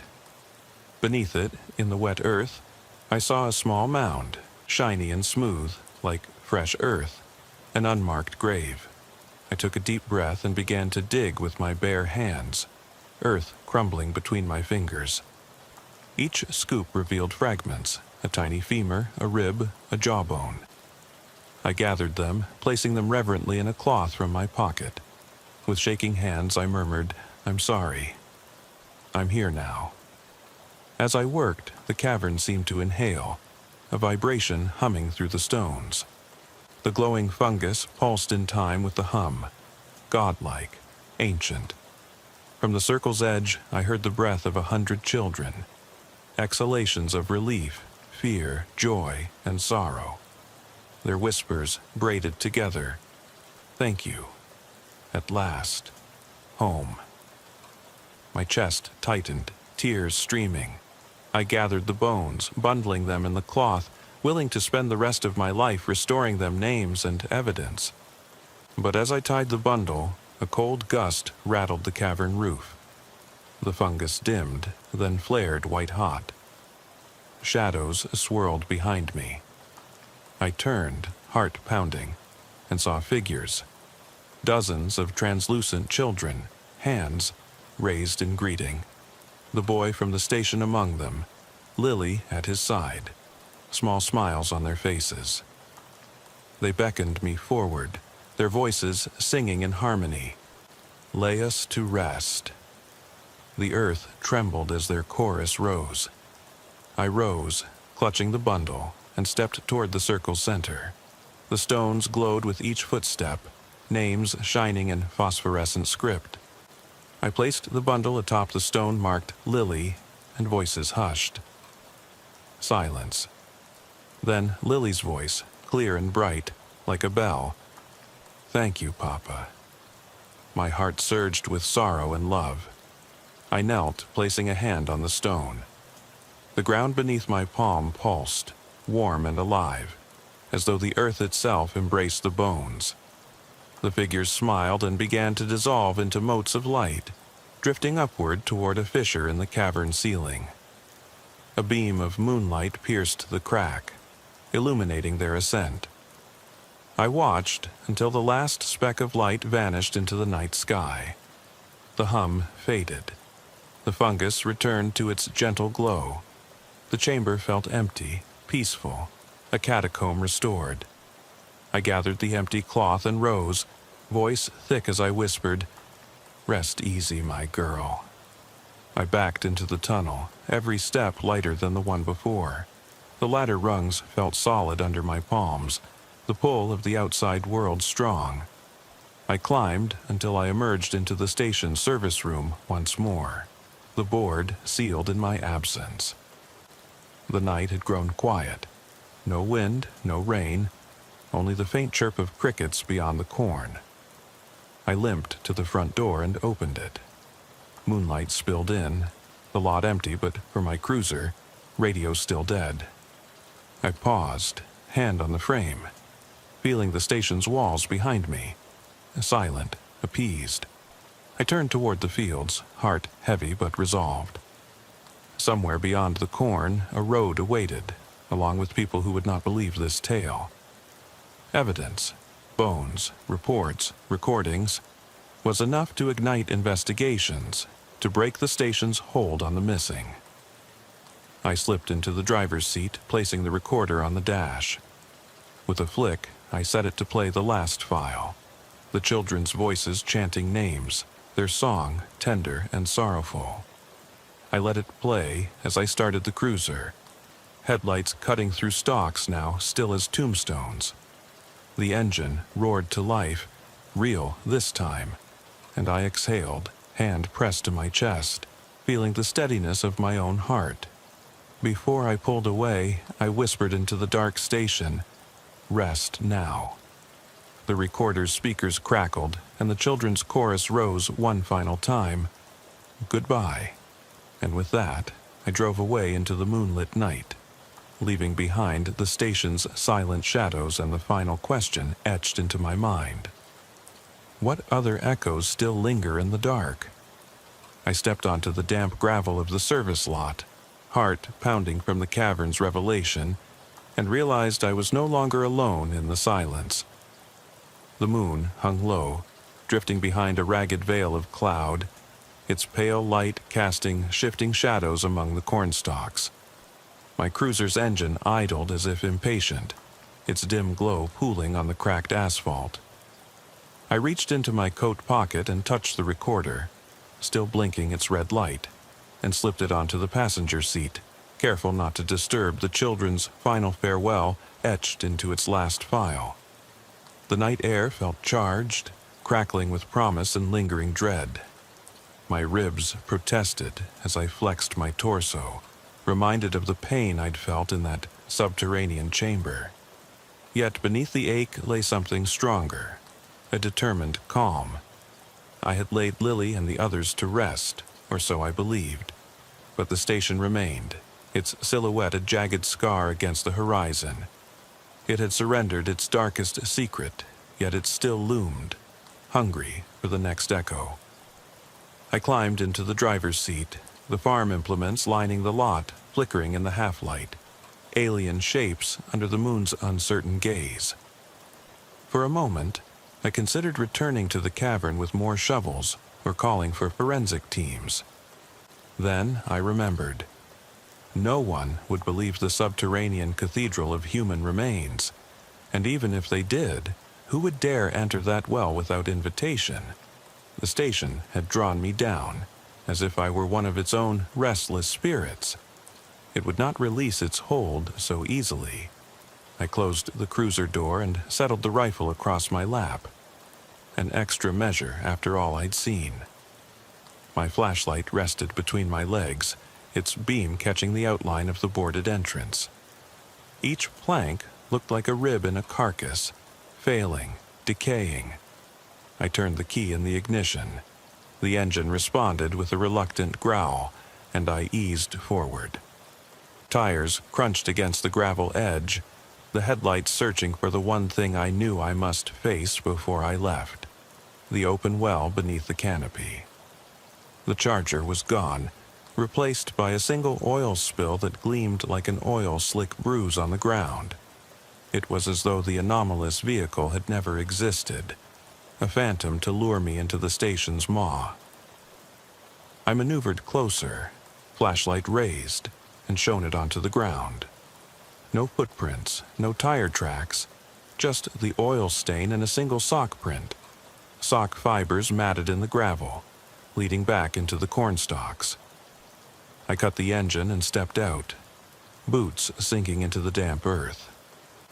My sides protested each breath, but my legs carried me forward. I knelt beside the well's concealed hatch, no longer sealed by board but by metal, a rusted plate bolted flush into the ground. Only one bolt remained intact. The others had sheared off in my final ascent, leaving the cover half dislodged. I slid my fingers under the rim, pried it open, and peered down into the abyss. The moonlight sliced through the opening, illuminating only the first 2 rungs of the ladder before plunging into darkness. I pressed my ear to the edge. Silence. The cavern's voice, the children's chant, had faded into memory. Yet somewhere below, I sensed that the station rested, breathing its last, waiting for me to return with witnesses. I exhaled, the vapor drifting upward like smoke. I let the cover fall back into place with a metal thud that echoed down the shaft. It was time to close the book on Willow Creek Station, at least for now. I returned to the cruiser and reopened the tin box from the passenger seat. Inside were the remnants of the children's lives. Photographs, sobbing pages of notebooks, the pink mitten, Lily's stuffed bear's head. I extracted each item carefully, placing them on the hood so I could survey the full collection. The flash of moonlight on the bear's glass eye socket gave me pause, its expression frozen, eternal. One by one, I laid the bones of memory across the hood. The child's mitten, now cleaned of mud, its fibers frayed but intact. Carter's white glove, ghostly and limp. A handful of photographs, children chasing kites, siblings holding hands beneath the Bates neon, families waving from porches. The brittle pages from the notebooks, soaked through but finally still. The bone fragments wrapped in cloth. Lily's tiny femur, a rib, delicate jaw shards. The station stood behind me, its windows dark, its door sealed, yet I felt its gaze, hungry, regretful. I picked up the recorder and pressed play once more. The children's voices filled the air, softer now, a lullaby riding on the breeze through the corn. They sang their names, not in accusation but in release. Jonas, Marcus, Amy, Erica, Lily. Their final exhale wove around me, a tapestry of sorrow and relief. And when the chant concluded, a single, clear voice remained. "Goodbye, Papa." I stowed the recorder and laid my hand on the hood, pressing the bundled bones and artifacts together with the reverence of a father tucking his child into bed. My eyes drifted upward, tracking a lone star that pierced the cloud cover. Somewhere above, Dr. Webb's legacy and my daughter's memory mingled in that distant sparkle. I whispered, "Rest in peace," and turned away. The cruiser roared to life under my foot, tires spitting mud as I angled onto Willow Creek Road. The station receded into the mirror's glare, a monolith of bone and echo, finally quiet. Behind me, the cornfields rustled, an old retreating heartbeat of stalks brushing in the wind. As the road stretched out before me, headlights carving wet asphalt into a ribbon of possibility, I knew the search had ended. But the questions would remain. What other stations harbored silent caverns of the lost? Which broken radios still carried the voices of the forgotten? And in the hush between dispatch calls, whose echoes waited for the next listener brave or broken enough to descend? I gripped the wheel, vision clear despite the shadows trailing at the edge of my eyes. Willow Creek Station would stand long after I'd gone, but its hold on the missing had been broken. I would tell the story, publicly, unequivocally, exhume the records, map the disappearances, and shine a light on every dark corner of that God-forsaken place. But tonight, I drove on, with Lily's laughter fading behind me, listening for any whisper that might drift through my open window. "Papa, don't forget us." And I promised, voice low over the hum of the engine, "I'll never forget." I eased the cruiser onto the two-lane ribbon of asphalt, the yellow center line smeared by rain and half-worn by tire treads. Every mile felt stretched, as though time itself had slowed to let the weight of that night settle into my bones. My journal sat on the passenger seat, open to the first blank page. My hand hovered over it, but I couldn't bring myself to write. The words felt inadequate for the years of silence I'd broken, for the cavern of secrets I'd exposed beneath Willow Creek Station. Instead, I drove in silence, headlights snaking through fog, listening for static on the radio that would never come. It was well past dawn when I finally pulled into my driveway on the edge of town. The house was quiet, curtains drawn, the front steps slick with dew. I sat in the idling cruiser a moment, gripping the wheel, eyes fixed on the darkened windows. Inside lay fragments of my former life. Photographs of Lily laughing in summer fields, her tiny hand wrapped around mine. Uniforms draped over chairs. Old dispatch badges that felt heavier now. I took a deep breath, squared my shoulders, and killed the engine. Stepping onto the porch, I felt every ache in my body. The sprain in my shoulder from dragging earth, the bruises blooming on my ribs, the raw knot in my chest from seeing my daughter's bones in that phosphorescent cavern. But beneath it all burned a fierce kind of clarity. The station's towers might still loom over that desolate road, but I carried its secrets in my pocket. Evidence enough to demand justice for the missing. Inside, the house was cold. I flicked on a light in the hallway. Framed accolades, Officer of the Month, commendations, lined the walls like silent sentinels. I passed them slowly, not meeting my own eyes in their reflection. In the living room, I sank into the worn recliner and retrieved the tin box from my coat. I laid its contents on the coffee table under the dull lamp glow. The pink mitten, each photograph, the brittle pages, and the bone fragments wrapped in cloth. It all looked fragile there, as if the tragedy of so many years was crammed into a single frame. I closed my eyes and ran a thumb over the mitten's frayed edge, feeling Lily's memory prickle beneath my skin. I opened my eyes to the recorder's blinking light. I pressed play, letting the children's chorus fill the room. Their voices, once lost to static and subterranean echoes, now projected clearly through the device. I leaned forward, listening as Lily's voice rose above the others. "We're free." A sob sounded, then a final quiet. "Papa, remember us." The voices faded into silence, leaving only the recorder's click and my ragged breathing. I lifted the recorder to my mouth.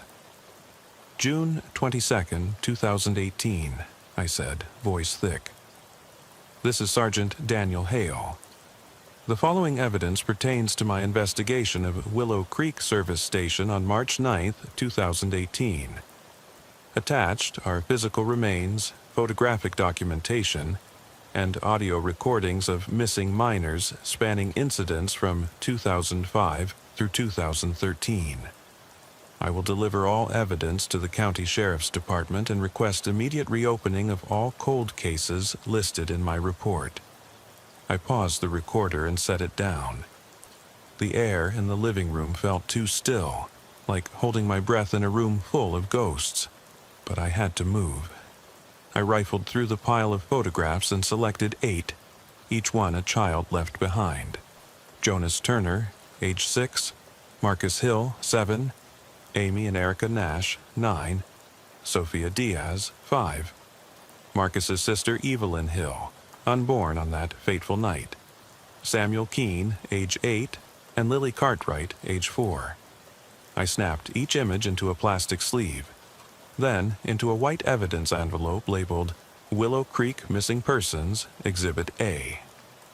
I tied it with tape and wrote my name and badge number on the tab. I stacked the envelopes neatly on the coffee table and rose, every joint creaking. The house was silent except for the hum of the refrigerator. I moved to the built-in office desk and typed a simple memo. To Sheriff William Connolly. From Sergeant Daniel Hale. Reopened investigation. Willow Creek cold cases. I intended to deliver it in person, but as I printed the document, I realized the station still sat out there, waiting for others to come and finish what I started. I stuffed the memo into an unmarked manila folder and slipped it into my jacket. I paused by Lily's bedroom door. She hadn't lived here for years, but her room remained untouched. Stuffed animals lined on the shelf, a pastel mobile above where her crib once stood. I laid my hand on the doorframe, feeling the grain of the wood. In the dim light, the room seemed to breathe, the mobile casting slow spinning shadows on the blank walls. I took a deep breath and left without stepping inside. The drive to the sheriff's department was swift. The sun had risen fully now, gilding fields and barns in a gentle haze. I parked and carried the folder and evidence bundle through the front doors. Deputy Marshal at the desk looked up, surprise flickering in his eyes. "Hale, I thought you were off tonight." "Changed my mind," I said, voice even. "I have something for the sheriff." I laid the folder on his counter, Exhibit A, visibly bulging. He glanced at the label, then met my gaze. Recognition dawned. You went through with it." I nodded. "It's all here." He stepped aside, and I carried the evidence into the inner office.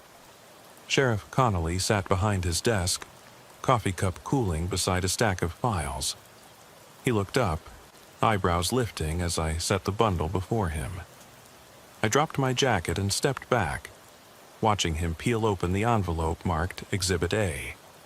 He withdrew each photograph, staring at them, eyes lingering on the pink mitten in one frame. I met his gaze. "I have their bones," I said softly. "I know where they are." His hand stilled on a photo of Lily, age 4, hair pulled into braid. His voice caught. "Dan, this is... Are you sure?" I led them there with this. I tapped the recorder, now in its evidence bag. They spoke. They sang their names. They guided me to a cavern under the station. It's all recorded. I watched him exhale, disbelief writ large, but I'd anticipated it. Connolly gathered the evidence, tucking the bundles into his desk drawer. "We'll form a task force," he said. "We'll get the State Bureau involved, medical examiners, forensics." His voice trembled with the weight of what I'd delivered. "God Almighty, Dan, you found them." I nodded, stepping back. "Now, we make sure no one else ever disappears like they did." Outside, the sun climbed higher, a promise of heat and certainty. But I felt the coaster of fear. The station hadn't spit out all its nightmares. Something about that cavern, its pulsing walls of rock and fungus, felt far older than any mortal crime. The echoes I'd buried weren't just children lost to time. They were part of something primal, something that lingered in those damp stones, waiting. I thanked the sheriff and exited into the late morning glare. As I loaded my cruiser, I noticed a commotion at the far end of the lot. A cluster of county vehicles, state bureau cars, an ambulance. Uniforms bustled toward Bates's service station like vultures drawn to carrion. A new eradication team, cameras and lights and shovels. No doubt they'd seal off the station permanently, call in structural engineers, document every inch. I slid into the driver's seat and closed the door. The evidence bundle rested on the passenger seat, silent and secure. I keyed the ignition. Engine thrummed. Radio crackled to life briefly before falling silent again. I pressed volume and heard only static. Then a single, clear voice, softer than the static hiss, "Papa, don't forget us." My hand froze on the wheel. The voice was Lily's. Sweet, distant, insistent. I flicked the speaker adjustment, but it remained. No recording, no echo from the device. It came through the cruiser's factory radio, a transmission impossible by any known frequency. I stared at the dash as the voice repeated, just once more, "Papa, find them." My chest tightened. The medical teams, the State Bureau, they would fill body bags and box the station in concrete, call it a mass grave site, close the case with markers on a map. But in that moment I realized the station had not relinquished all its stories. It had given up the bones, but not the voices. They had expected me to bury them, and had fed me just enough to bury their bodies. But something deeper remained. Impulses, memories, a lingering network of voices beyond physical remains. I shut off the engine and slid out, boots landing in the gravel. I walked toward the flashing lights at the station entrance, evidence in hand. But my mind was already forming a plan. There were tunnels we hadn't mapped, stories we hadn't heard, frequencies we hadn't tuned into, lives more complex than the records indicated. And a father's promise could not end with the bones. I stooped to the cracked hatch cover, feeling its edges beneath my gloved fingertips. The storm-smeared oil stain still lay nearby, ghost blue under the floodlights. The radio remained dead, except for that one forbidden transmission. I closed my eyes against the glare, hearing Lily's whisper echo off the walls of my skull. "Papa, find them." I straightened, slinging the evidence bundle over my shoulder. Somewhere beneath the boards, beyond the stench of fungus and earth, the station pulsed with restless life. Its call was no longer a trap, it was an invitation. I walked away, boots crunching on gravel, heart pounding with renewed purpose. The hunt wasn't over. The final question burned in my mind. Who, or what, still listens to the lost? I parked the cruiser just inside the county line, headlights cutting through the pre-dawn fog. The dashboard clock read 3:17, and the world outside felt paused, like I'd waded into a snapshot of stillness. My wet boots squeaked as I stepped onto the damp asphalt of Old Mill Road. I could hear the low hum of the rear defroster, the dead radio static, and my own breath coming out in ragged wisps. 14 years on this force had taught me what real silence sounded like. Not absence of noise, but the weighted hush that presses against your eardrums until you start hearing things that aren't there. The call had come in 20 minutes earlier. A stranded motorist reporting a child's scream echoing from the old Stanton farm. No address, no phone ping, just a trembling voice and a description. 2 headlights found abandoned by the side of the driveway, engines still warm. I flipped on the dome light, grabbed my flashlight, and closed the door. The instant I did, the headlights clipped my peripheral vision. Just 2 pinpoints of amber behind me, almost invisible through the fog. I turned back. Nothing. I swallowed hard and clicked the radio mic. "Dispatch, this is Delta 4. I'm at Stanton Road." No visual on the vehicle yet, but hearing faint static on Channel 1. "Only dead air," answered. I advanced toward the fence line of what used to be the Stanton property.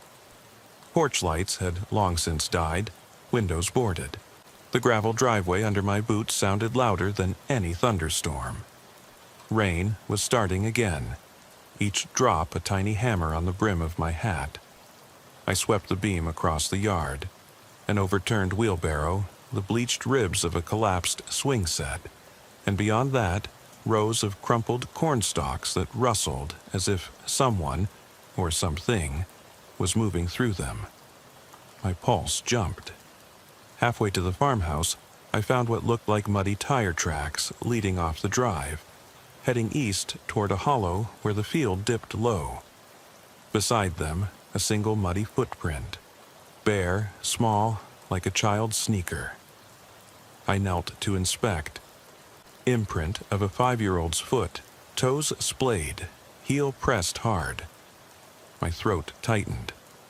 I clicked the mic again, but dispatch was still silent. My radio antenna faintly rattled, static, then silence. I rose and aimed my flashlight at the farmhouse. The beam landed on a single window on the second floor, where a sliver of moonlight reflected off broken glass. I could have sworn I saw movement behind it, like a silhouette drifting past the curtain. I lingered on that, my heart thundering, until a single, muffled sob cut through the hush. It was close, unnervingly close, and entirely human. I swallowed, took another breath, and called out, "Fairview PD. If you're up there, I'm your officer. Come to the window." Silence stretched. The cornstalks stirred again.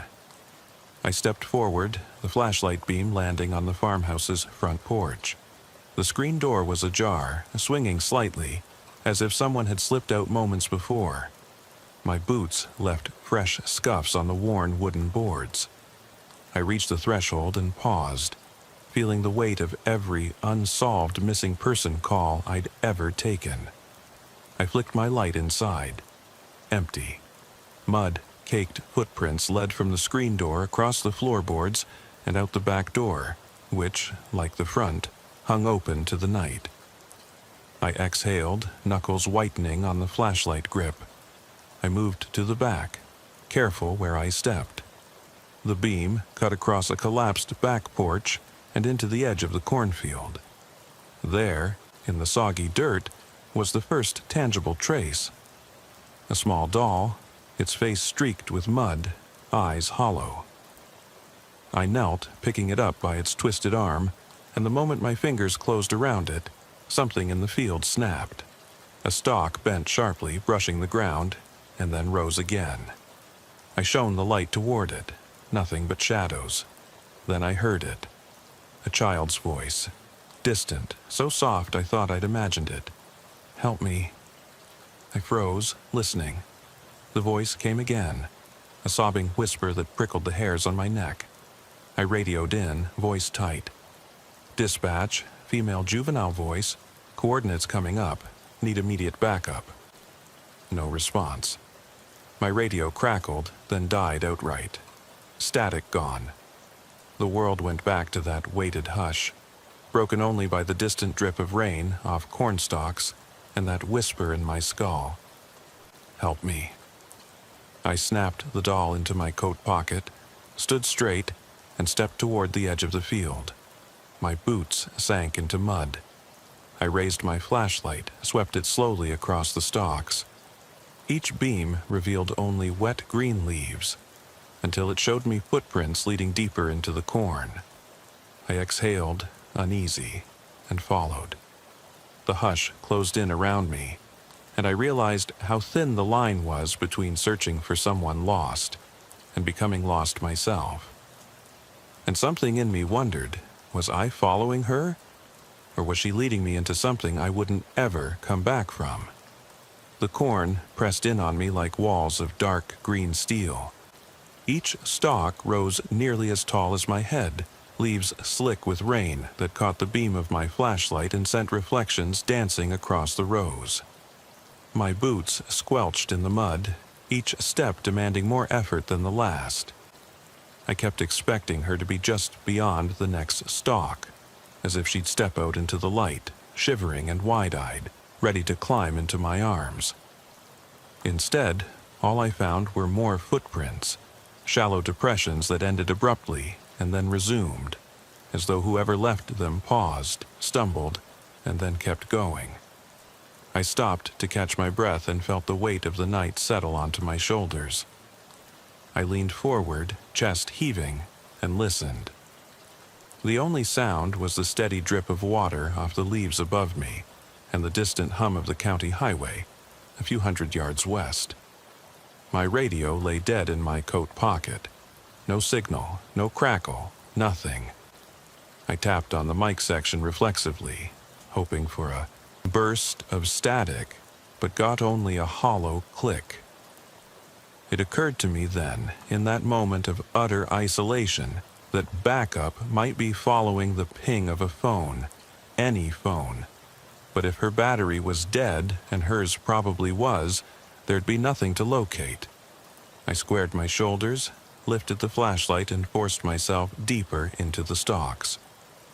The beam cut a path as narrow as the gut of a barn rat, and I caught glimpses of half-submerged, rusted farm equipment. An old tractor axle, a battered feed trough, decorations in this sinister maze. Every so often, a breeze would jostle the tops of the corn, making a low, sibilant whisper that sounded eerily like a sigh. I jerked the light toward the sound twice, convinced someone had called out, but found only a swaying tassel.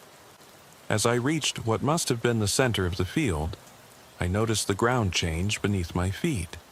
The mud turned slimy, almost oily, and each step caused ripples of dark water to slosh around my ankles. I raised the light to see a shallow depression, like a flooded footprint, so large it had to be more than human.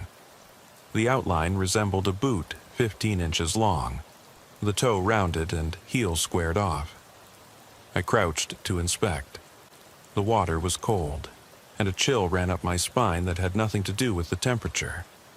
I whispered, "Jesus Christ," and backed away, leaving only one damp boot print in its place. I turned to retrace my steps, thinking I'd head back to solid ground, but the moonlight had shifted, and now every row looked identical. My flashlight's battery gauge flickered low, another worry. I clicked it off and felt along my belt for a spare, but came up empty. The only light was the phosphorescent glow of my own nerves, each hair standing on end. I considered radioing dispatch again, but I wasn't sure I could find my way back to the edge, even if I did. That's when I heard the laughter, soft, childlike, with an echoing quality as though bouncing off every stalk in the field. It was unmistakably a girl's laughter, pitched like a toy wind-up music box snapping to life. It played once, then stopped, and the silence returned swiftly, complete and crushing. My heart seized. I flicked the flashlight on and off 5 times, desperate for a sign, an answer, something to confuse my ears into thinking I hadn't really heard it. But the corn stood silent.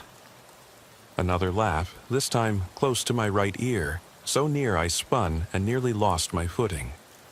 I saw only fog and silhouettes, the beam slicing open a narrow tunnel of night. I called out, voice cracking, "I'm here, show yourself." My words sounded small, feeble. The laughter came again, but farther away, down a row I hadn't noticed before. Impulsively I followed. Footprints, child-sized and frantic, marked the muddy ground. I bent to inspect one and noticed it wasn't a shoe print at all, but toes splayed in the mud, like bare feet pressed hard. Each print was closer together, as though whoever made them stumbled, slowed, then ran. My gut nodded. I brushed my gloved hand over the edge of one print and felt something solid. A small, smooth stone. I picked it up and turned it in my palm. It was cold and dense, like river rock. Why would a child be carrying stones at midnight? I stuffed the stone into my coat and pressed on, leaving the narrow tunnel of corn for a brief reach of broken fence and a dank ditch. Then the laughter disappeared. In its place was a soft scratching, like fingernails dragging against wood. My skin prickled. The beam landed on a broken board, part of a collapsed fence rail, where deep grooves sank into the timber. I crouched and traced one long scratch, layered ridges, that told of repeated motions, top to bottom, over and over, as though someone had tried to carve their way out. I stood, light trembling as I aimed it down the fence line toward a tree line just beyond the corn. There, half hidden by undergrowth, was a gaping hole in the fence, wide enough for a child to slip through. The earth beyond was undisturbed, smooth and unbroken. No footprints led on. The unspoken message echoed inside me. She wasn't here. A gust of wind rattled the fence, and the ditches around me filled with the sound of rushing water, maybe from the storm upstream. My flashlight flickered again, its beam stuttering in and out. I raised it to the trees and saw a flash of white drifting between the trunks. My flashlight caught the edge of a dress or nightgown, pale in the gloom. I hesitated, heart thudding so hard I could feel it behind my eyes. Then the white shape vanished, swallowed by shadows. I swallowed past the lump in my throat and stepped toward the trees. Each step felt heavier, as though the field itself was resisting me. When I reached the fence hole, I pressed my face to the rough wood and peered into the darkness. Branches overhead tangled like bones against the wet sky, and the ground was slick with fallen leaves. The beam danced across nothing, until it found a single shoe, half buried in mud, its laces undone. Cold dread washed over me. The shoe was the twin of the sneaker I'd found on the porch. Same scuff mark at the toe, same small size. I glanced back toward the corn. The rows seemed to lean in, pressing me toward the woods. I slammed my flashlight into my hand and whispered to myself, "Stay calm. Breathe." As I knelt to retrieve the shoe, laughter drifted through the trees again, this time far off, layered over with a child's sob. I aimed the beam in every direction, but saw nothing. The laughter faded, leaving only the oppressive dark. I zipped the shoe into my coat and pressed fingers against my forehead, tasting metal and mud on my tongue.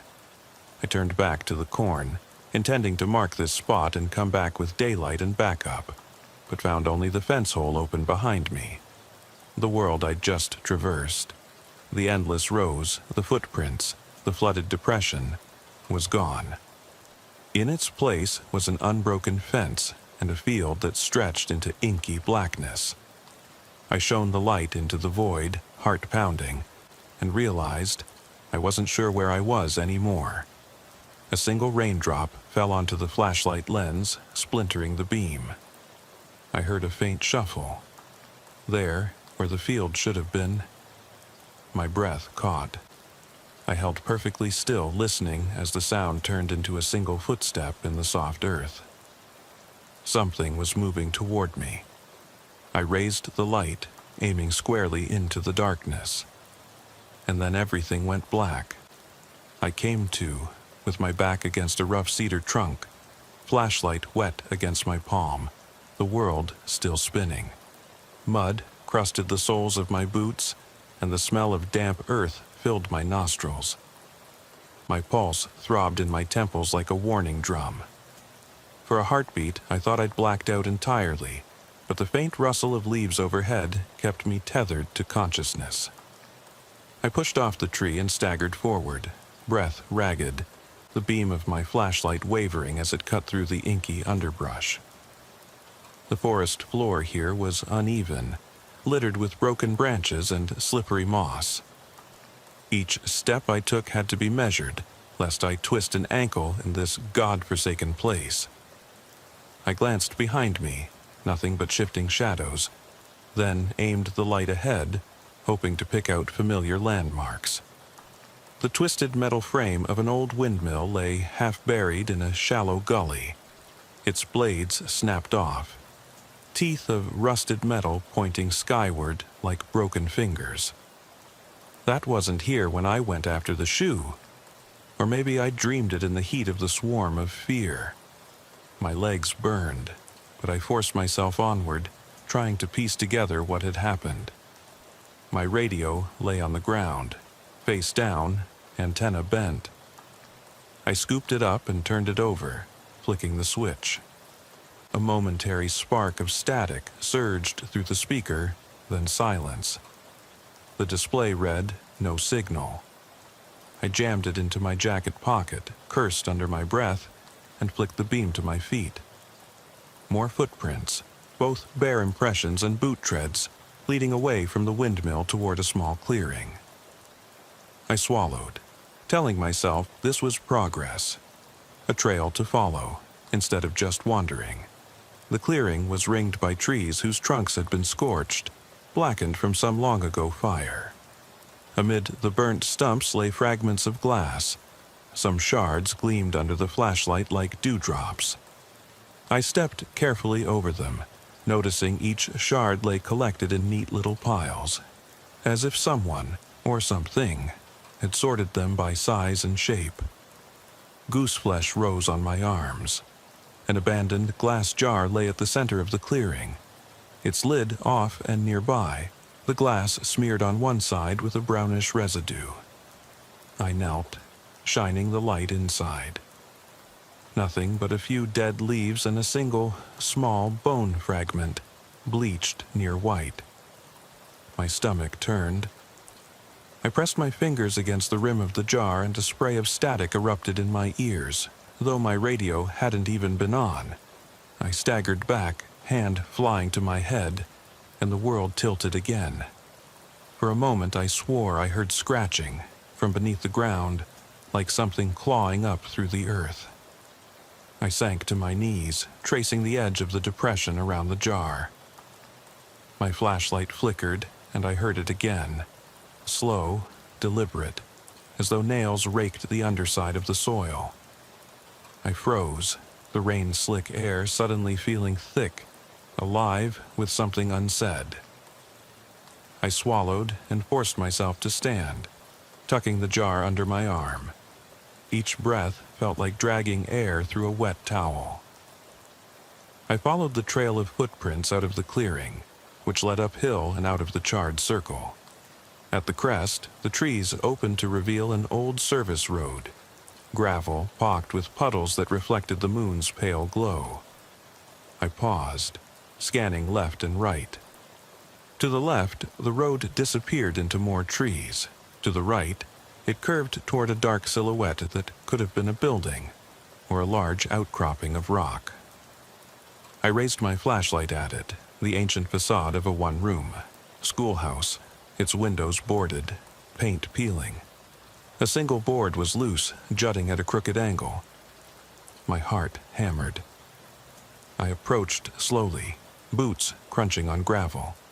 Each step felt like climbing deeper into a dream I'd never escape. I crouched and pried at the loose board. Splinters tore at my gloves until the space was wide enough for a hand. I reached inside and touched cool wood before finding a latch. With a sharp tug, the board swung inward. Inside was darkness so complete the beam of my flashlight vanished instantly. I flicked the dome light on my cruiser remote. Nothing. No reaction. Just the clip-clack of my heart. I took a deep breath and ducked inside. The air was stale and musty, as though no living thing had breathed here in decades.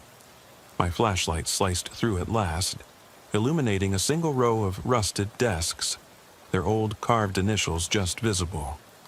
MJ, RC, and one nearly rubbed away but still legible, SL. At the front, the chalkboard was speckled with illegible marks, faded chalk lines that resembled crisscrossed tally marks rather than letters. I scanned the room, noticing the floorboards bowed in the middle, like they'd been walked on in a frenzy. I stepped further in, boots echoing on the warped boards, my breath loud in my ears. A sudden gust rattled the door I'd come through, making me snap my beam to the frame, only to find it latched solid. The wind was outside, not in here. I strained to hear, nothing but the distant drip of rain. Then came the whisper, soft, deliberate, like someone inching a foot across the floor behind me. My flashlight ricocheted off a desk, casting long, wavering shadows. I turned slowly, heart pounding, expecting to see a child standing there. Instead, the room was empty. I exhaled slowly, forcing my racing heart to settle. I dusted off my gloves, wiped at the lens of my flashlight, and moved toward the chalkboard. The chalk dust hung in the air, disturbed by my approach. I ran my finger across one streak of chalk, tally marks, 5 grouped, then another 5, and so on, as though someone had been marking days. Beneath those, I spotted a curved smudge, the faint outline of a child's handprint. I pressed closer, breath catching as the wood beneath the chalk felt damp. Then the tally mark shifted. No, my eyes were tricking me. I blinked and they stayed. A soft thump sounded behind me, like a book dropped at the back of the room. My flashlight beam snapped to the source. A single textbook lay open on the floor, pages spread wide, though no breeze stirred them. I bent to pick it up, noticing the title faintly printed on the cover. Lessons in Civics. I flipped it over, nothing but blank pages inside. My breath caught, every instinct screamed to leave. I stood, light sweeping the room one last time. The whisper came again, clearer this time, a small voice saying, "I'm here." The words echoed around me, softly, but there was no child. Just the chalkboard, the desks, and my reflection in the window panes. Eyes wide, unblinking, soaked through with fatigue. I backed out of the classroom, shutting the board against the whisper. Rain sluiced down outside, glinting on the barnacled wood. I pressed my ear against the loose board in the doorway. Nothing. The night pressed in, deep and dark. I, the veteran, the skeptic, the man who believed in facts, felt something shift inside me. A part of me that I thought dead stirred, and as I lowered my ear, I could almost hear the rustle of tiny clothes moving past the board on the other side, just out of sight. I straightened up, shoulders aching, and turned away from the schoolhouse.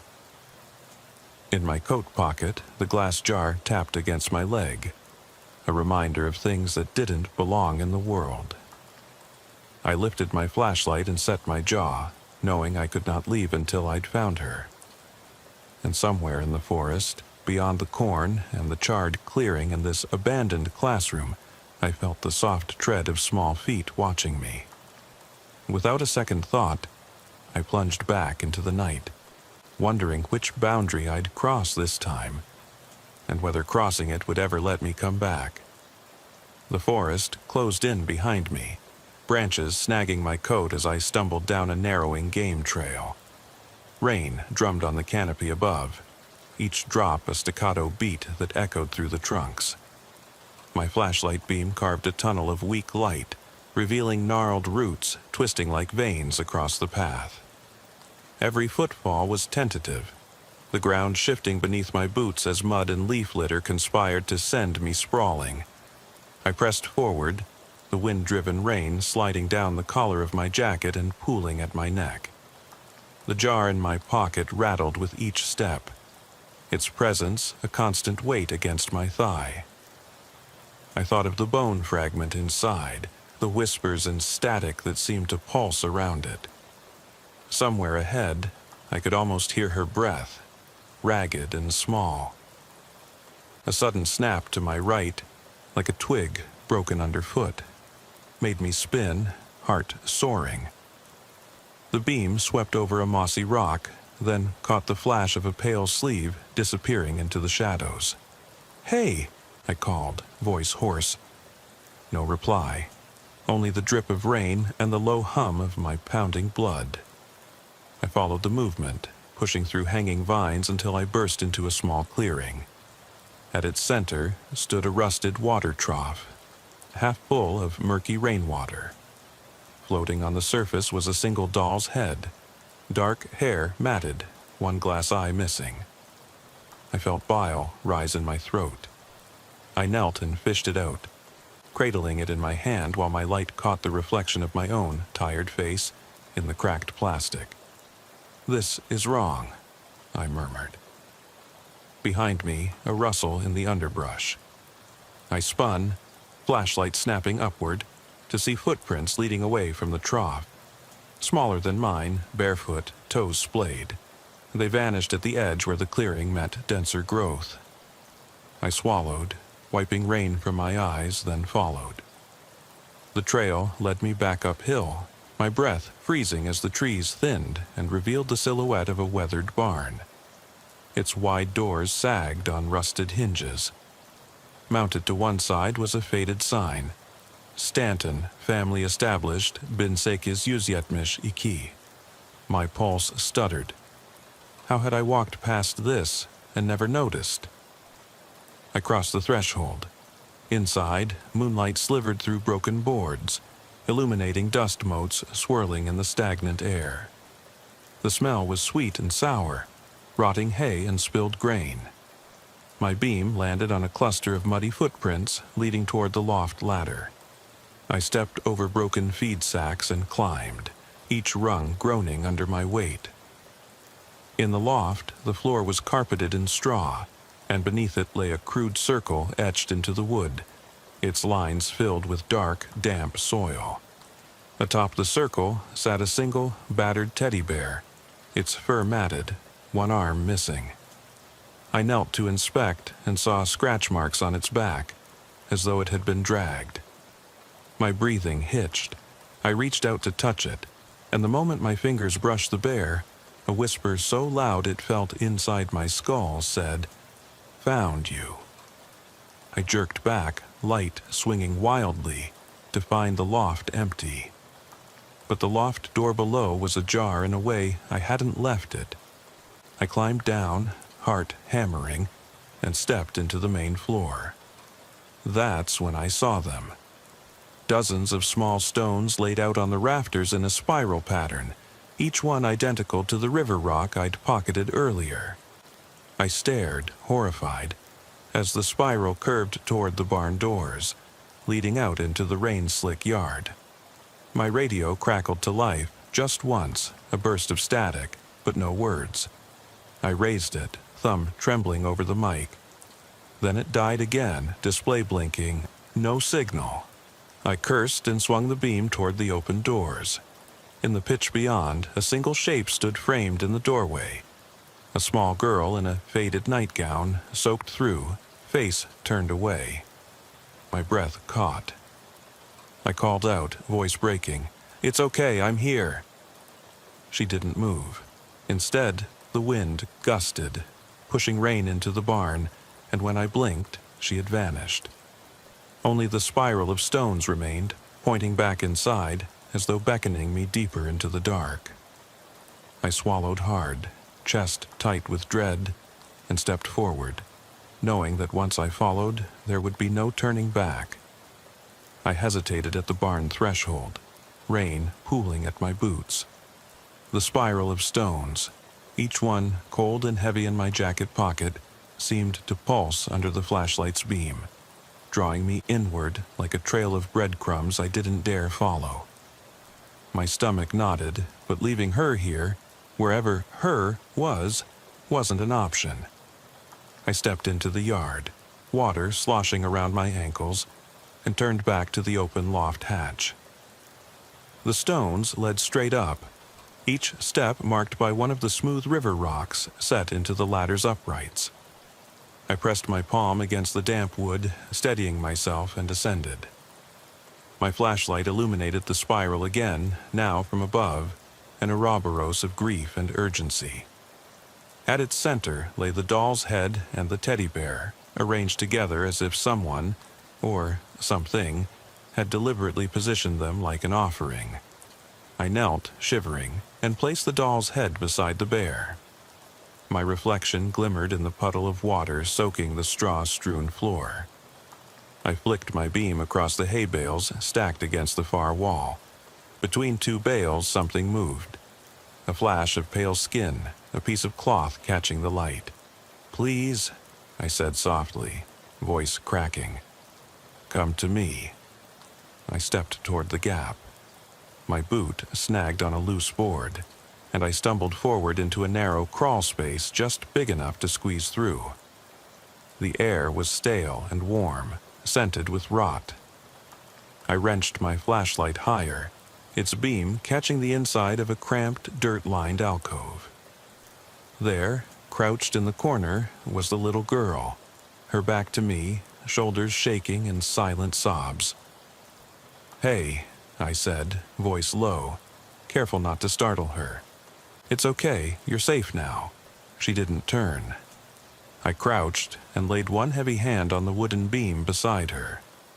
The beam was splintered, etched with scratch marks that dug deep into the grain, mirroring the ones in the church and the fence. I swallowed. She spun around then, sliding out of the alcove on her knees, face ghost white beneath tangled hair. Her eyes, one a glossy black void, the other the cracked glass of the doll's socket, stared at me. Panic ripped through me. I stumbled back out of the narrow space, flashlight beam bouncing wildly, illuminating straw and stone in the trembling shape of a child. "She's not real," I whispered to myself, voice trembling. "You're seeing things." But the child rose, silent, stepping into the loft. Each movement was small, careful, deliberate, too precise for flesh and bone. I raised my flashlight, heart pounding so loud I thought she'd hear it and vanish. Instead, she stopped 3 feet away and cocked her head, like a doll being wound for the first time. "Why are you here?" I asked, voice ragged. She didn't answer. Instead, she reached a small hand toward me, pale, thin, almost translucent. I stared, stunned. Panic and pity warred inside me. My training told me to retreat, to radio for backup. My gut said I couldn't leave her here, not like this. A soft sob rose from behind me. I spun. Another shape crawled out of the alcove. A second child, identical nightgown, hair plastered to pale skin, eyes the same mismatched orbs of darkness and glass. My breath caught in my throat. 2 of them. They stepped together into the flashlight's beam. Each held one of the stones I'd collected. One the jar's lid, the other a chipped fragment of bone. They raised them slowly, almost solemn, as if presenting me with an ultimatum. I swallowed, voice barely a whisper. "What do you want?" No answer. They turned, drifting toward the loft's open hatch, stones dripping mud onto the straw.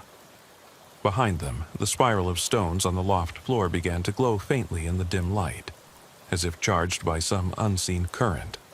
The girls climbed the ladder, identical movements wobbling at the top before stepping onto the barn's rafters. They paused, looking down at me, and in unison dropped their stones into the spiral's center. The moment the rocks hit the wood, the rafters shuddered. A low rumble filled the barn, and the boarded windows vibrated. I stumbled back, hand flying to my holster, but I knew they couldn't be contained by gunfire. Above me, the pair faded into shadow, slinking along the beams toward the loft hatch like wisps of smoke. The rumble grew, turning into a groan that shook the walls. I raised my flashlight in vain. Then the stones in the spiral began to roll outward, as though alive. each one tracing its own path along the loft floor, rattling like raindrops against tin. They skittered to the edge, and one by one dropped into the darkness below, hitting the floor with muffled thuds. The barn shuddered again, louder, the wooden planks creaking as if about to give way. I snapped off my flashlight and raced down the ladder in the dark, boots thudding on wood. My hands fumbled for the loose board at the doorway. I threw it aside, lungs burning, and plunged into the rain. Behind me, the barn's roof let out a piercing crack, as though something enormous had twisted the timbers, and then stilled. I sprinted toward my cruiser parked in the yard, heart hammering. The rain lashed at my face. I yanked the driver's door open and dove inside, slamming it shut. My hands trembled on the wheel as I searched the rearview mirror. The barn's dark silhouette stared back through the windshield, calm now, as if nothing had happened. I swallowed, chest heaving, and whispered into the dead radio. "Dispatch, this is Delta 4, Stanton Farm, emergency. Need immediate evac." Static buzzed, then died again. I hammered the mic, but no response. I looked at the passenger seat. The jar lay there, bone fragment glinting in the dim gauge lights. I reached for it, fingers brushing the cool glass. In the mirror, I saw movement behind me, a flash of white at the barn's edge. I turned to look, but nothing. When I glanced back at the mirror, the small shape of a nightgown ghosting at the barn door remained imprinted in my mind. I took a shaky breath, slammed the cruiser into drive, and sped down the mud-churned road toward the highway. The rain pushed against the windshield like a battalion. As the farmhouse lights disappeared behind the trees, I realized I had no evidence for any of this. No phone signal, no radio call logged, and no missing person report that matched. Just me, the jar, and whatever voices whispered in my head with the storm. I flicked on the dome light and saw my reflection. Eyes hollow, face drawn, uniform streaked with mud. I swallowed, voice brittle. "I'll find you." And as the taillights faded into the black, I felt the faintest brush of tiny fingers on my shoulder, cold, insistent, though I was alone in the cruiser. I drove nearly 10 miles before the road signs told me I'd crossed into another jurisdiction. The cruiser's engine droned beneath me, its hum a dull companion to the pounding in my skull.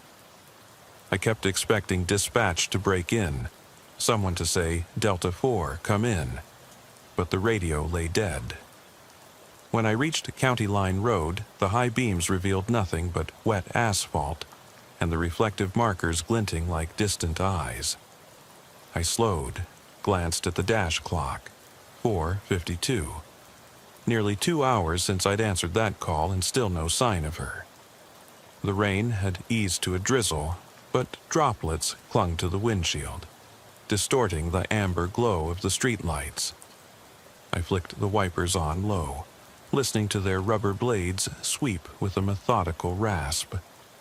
My jacket lay draped over the passenger seat, mud-stained stiff, and I could feel the imprint of stone fragments in the jar pressing against the fabric. I risked a glance.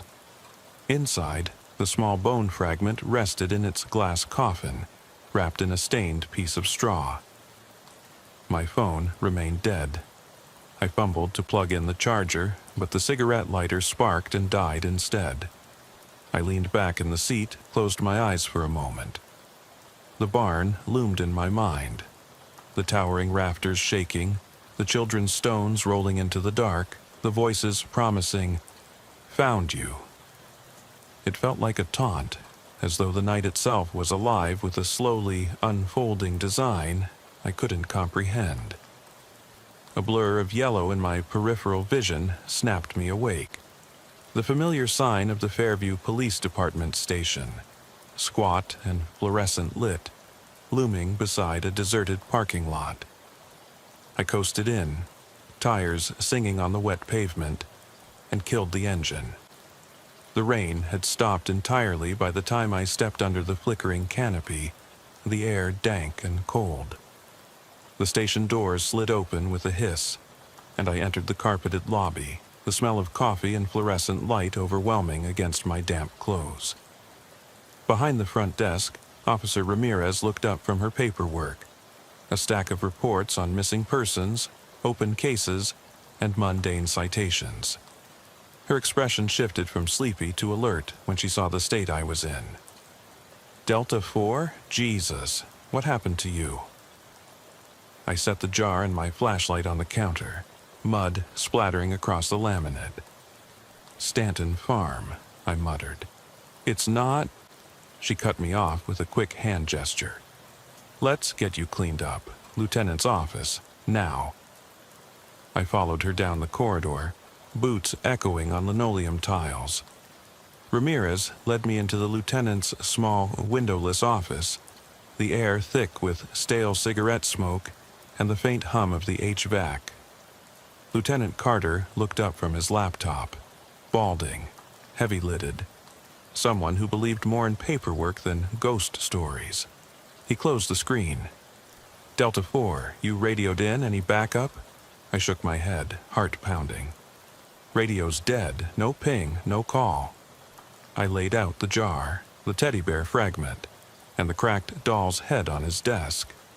Carter's lined face creased into a frown. What?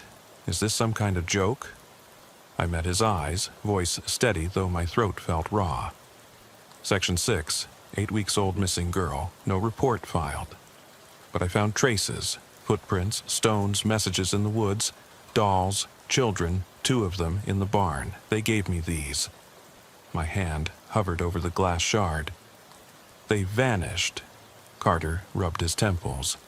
Delta 4, you're delirious. Stanton Farm's been empty since '89. No one's lived there in decades. No calls about screams. No missing girls in that township. He tapped a few keys.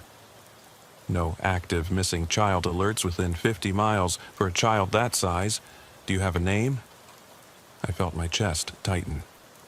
I swallowed. My thoughts tumbled. Dispatch said a kid scream, a ping near the old gas pumps, and then nothing. You have to believe me. He leaned back, eyes narrowing. I believe you heard something, but these... He lifted the jar, peering through the glass at the fragment. Bones and toys aren't proof. Someone could have planted these. I bristled. Who would, and why? Carter's gaze softened. Look, Delta 4, I don't doubt you've had a rough night. You got mud all over your uniform, you're soaked, and you look like hell. You need to write an incident report.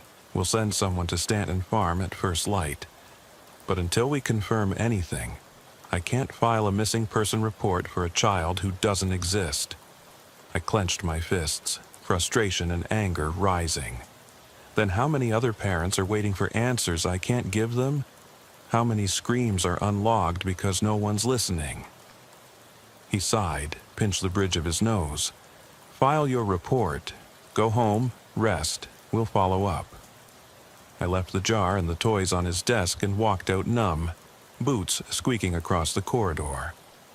In the locker room, I stripped off my uniform, leaving the mud-caked jacket draped over the bench. My hands shook as I peeled off gloves thick with straw and mud. I patted pockets. No radio, no spare. Flashlight. Just the shards of toys and the bone fragment that refused to feel mundane. I showered quickly, the scalding water washing away the mud but not the images, the children's hollow eyes, the spiral of stones, the whispering voices. I scrubbed at my arms, looking for scratches or cuts, anything to tie the night's events to a physical injury, but my skin was unmarked. I finished, toweled off, and pulled on a clean shirt and jacket. The station was quiet now, lights low, computers humming. I returned to Lieutenant Carter's office around 7:30. He looked up as I entered. I forwarded your report to Cold Case. They want the bone fragment for analysis. We'll catalog these items, teddy bear, doll's head, into evidence. Maybe someone will come forward. Carter's words sounded as empty as the station's morning air. I nodded, heart heavy. I'll follow up in the woods tomorrow, at first light. He handed me paperwork. Fill this out. Name the children, or mark unknown juvenile. I stared at the form. My pen hovered over the line. I thought of the two girls in the barn, how they'd offered their stones like tokens, how they beckoned me deeper into something that felt both real and unreal. I hesitated, then wrote unknown juvenile A and unknown juvenile B. Outside the station, the sky had lightened to slate gray. The rain had cleared, but a lingering mist clung to the trees.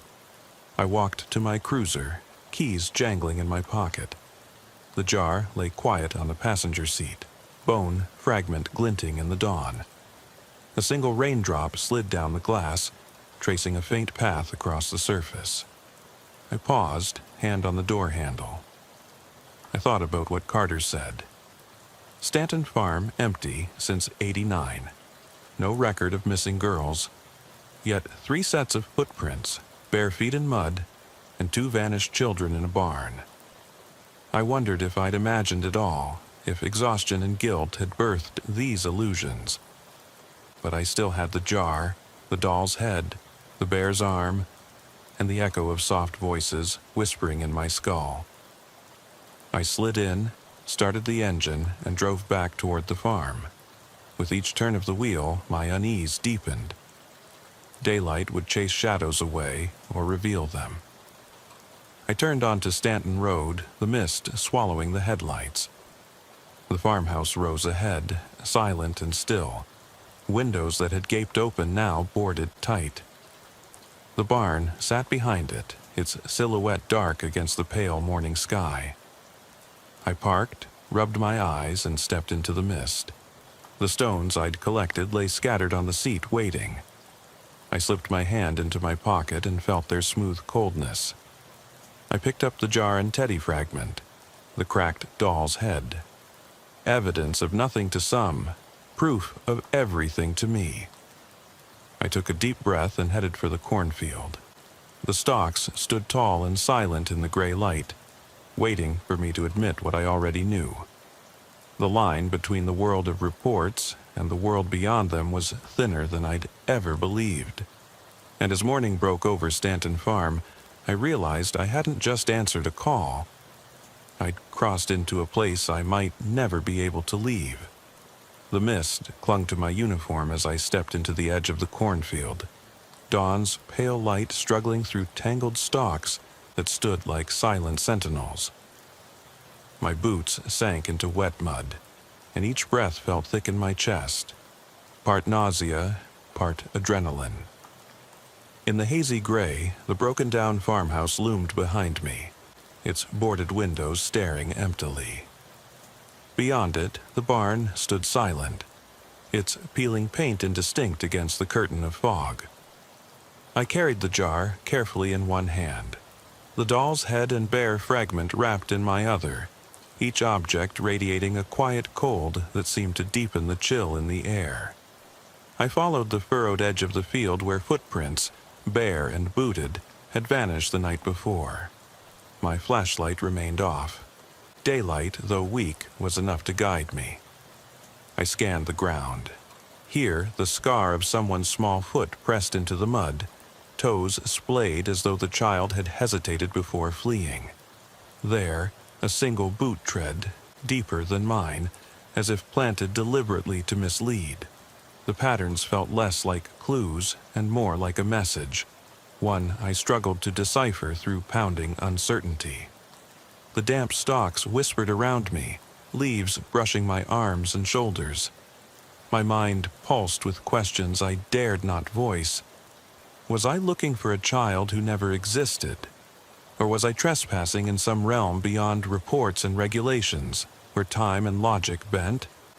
Yet the jar in my hand, a clear vessel holding a fragment of bone, refused to lie. It was real. The dolls were real. The footprints, the spiral of stones, the tally marks and scratches, they were real. I reached the spot where the fence hole had gaped the night before, though now the wooden rails were tangled in unmatched boards, seamlessly mended as if aged hands had woven them back into place. No gap, no traces of splintered wood. My breath caught. I knelt, fingertips brushing the fence's smooth surface. Not a single splinter, not a sign of a hole. The mud at its base looked undisturbed. Yet I remembered crawling through it, the cold wood biting my gloves. I looked over my shoulder. The farmhouse roof was gone. No barn. Only the field stretched back into a void of fog. My heart seized. I rose on unsteady legs, realizing the world I recalled was dissolving around me, reshaping itself. The stone spiral in the barn loft. Did that exist? Or had it been smoke and memory? A tremor of fear twisted in my gut. I retraced my steps toward the farmhouse. As I emerged from between the rows, I saw the front porch. Railings charred black. Swings missing. Door sealed shut by gleaming new boards. I approached, flashlight in hand now, tapping the wood. It rang hollow. Inside, I imagined the layout I'd breached. Living room, kitchen, back door. But the boards were solid. No door to pry, no open window, no sign that anyone or anything had been here. Only the jars and toys in my cruiser waiting. My radio crackled. I jerked, heart leaping. Delta 4? The voice was distant, tinny. Dispatch. Relief washed over me. Dispatch, this is Delta 4. I'm at Stanton Farm. Negative on any finds, Delta 4. We checked. The property's abandoned. No family on file. No reports. You sure of your location? Yes, I said, voice tight. Coordinates match the old township map. Roger, stand by for squad to verify. ETA 10 minutes. I exhaled slowly. Backup was coming. Clarity, if only for a moment. I shelved the jar and toys back into my coat pockets, slinging the flashlight across my shoulder. I turned to survey the field one last time. Stalks bowed with dew, each leaf shimmering. The mist hovered low, and in its depths I thought I saw a flicker. White fabric drifting between the rows. I spun, slow, flashlight sweeping. Nothing. Moments later, the distant thrum of tires on gravel reached my ears. I pressed my back to the farmhouse boards, listening. A marked cruiser rolled onto the drive, headlights cutting through the mist in wide beams. I stepped forward, raising my hand in signal. "Over here," I called. The cruiser stopped, engine idling. Two officers stepped out, blinking, jackets soaked. They approached cautiously. Sergeant Wells, mid-30s, affable but no nonsense, asked, "Delta 4 got your call. No sign of a child, nothing unusual. You okay?" His partner swept the beam across the boarded house and field. "Looks abandoned, like you said." I swallowed, heart in my throat. "There's evidence," I said, voice hoarse. "Footprints, toys, stones." Wells frowned. "Delta, we scouted the perimeter. No footprints today, no fence hole, no barn out back." I held up my hand to halt him. It changes. The field, the fence, the buildings, they shift." His eyebrows rose. "What do you mean, shift?" I looked at the boarded porch, the mist-drenched stalks, the emptiness around me. Last night it was different. There was a barn, a fence hole, a church, a path. I saw footprints. I heard a child cry. Wells placed a hand on my shoulder. "Delta 4, you've been out all night. You might have hallucinated in the storm. Hypothermia can do that. Let's get you warmed up." I tore my gaze away, eyes stinging. "I have physical evidence," I said, voice cracking. "This." I reached into my pocket and pulled out one of the smooth river rocks, turning it in my palm. Wells looked at it, confusion and concern warring on his face. That? It's just a rock you brought with you. Time seemed to slow. I stared at the stone, its surface matte, unremarkable. My heart sank. Was it just a rock? Had I dreamt the whole thing? My fingers lingered on the edge of panic. Then, from the mist, a sound, a whisper, distant like a child's breath. "Help me." Sergeant Wells heard it too. He froze, eyes scanning the field. His partner gripped his flashlight tighter. "Did you hear that?" Wells asked. I nodded, voice barely audible. "She's here." Wells drew in a breath. "Show me." I stepped back toward the corn, leading them carefully. The officers followed, skepticism in their strides, until we reached the spot where the fence hole had been. Wells raised his flashlight, and we all saw it. A low gap in the boards, slivers of fog drifting through. The officers gasped. I felt my breath catch. Wells knelt and touched the gap, prying the board slightly. Underneath, he saw fresh mud, traces of small footprints pressed into it. He frowned, calling into his radio. "Dispatch, we have unexpected activity here. Need crime scene unit, possible missing juvenile evidence." His partner swept the beam toward the field rows and caught movement. A pale flash, like a dress sleeve, drifting between two stalks. Wells cursed and grabbed my arm. "Come on!" We plunged into the corn. Flashlight beams slicing through fog.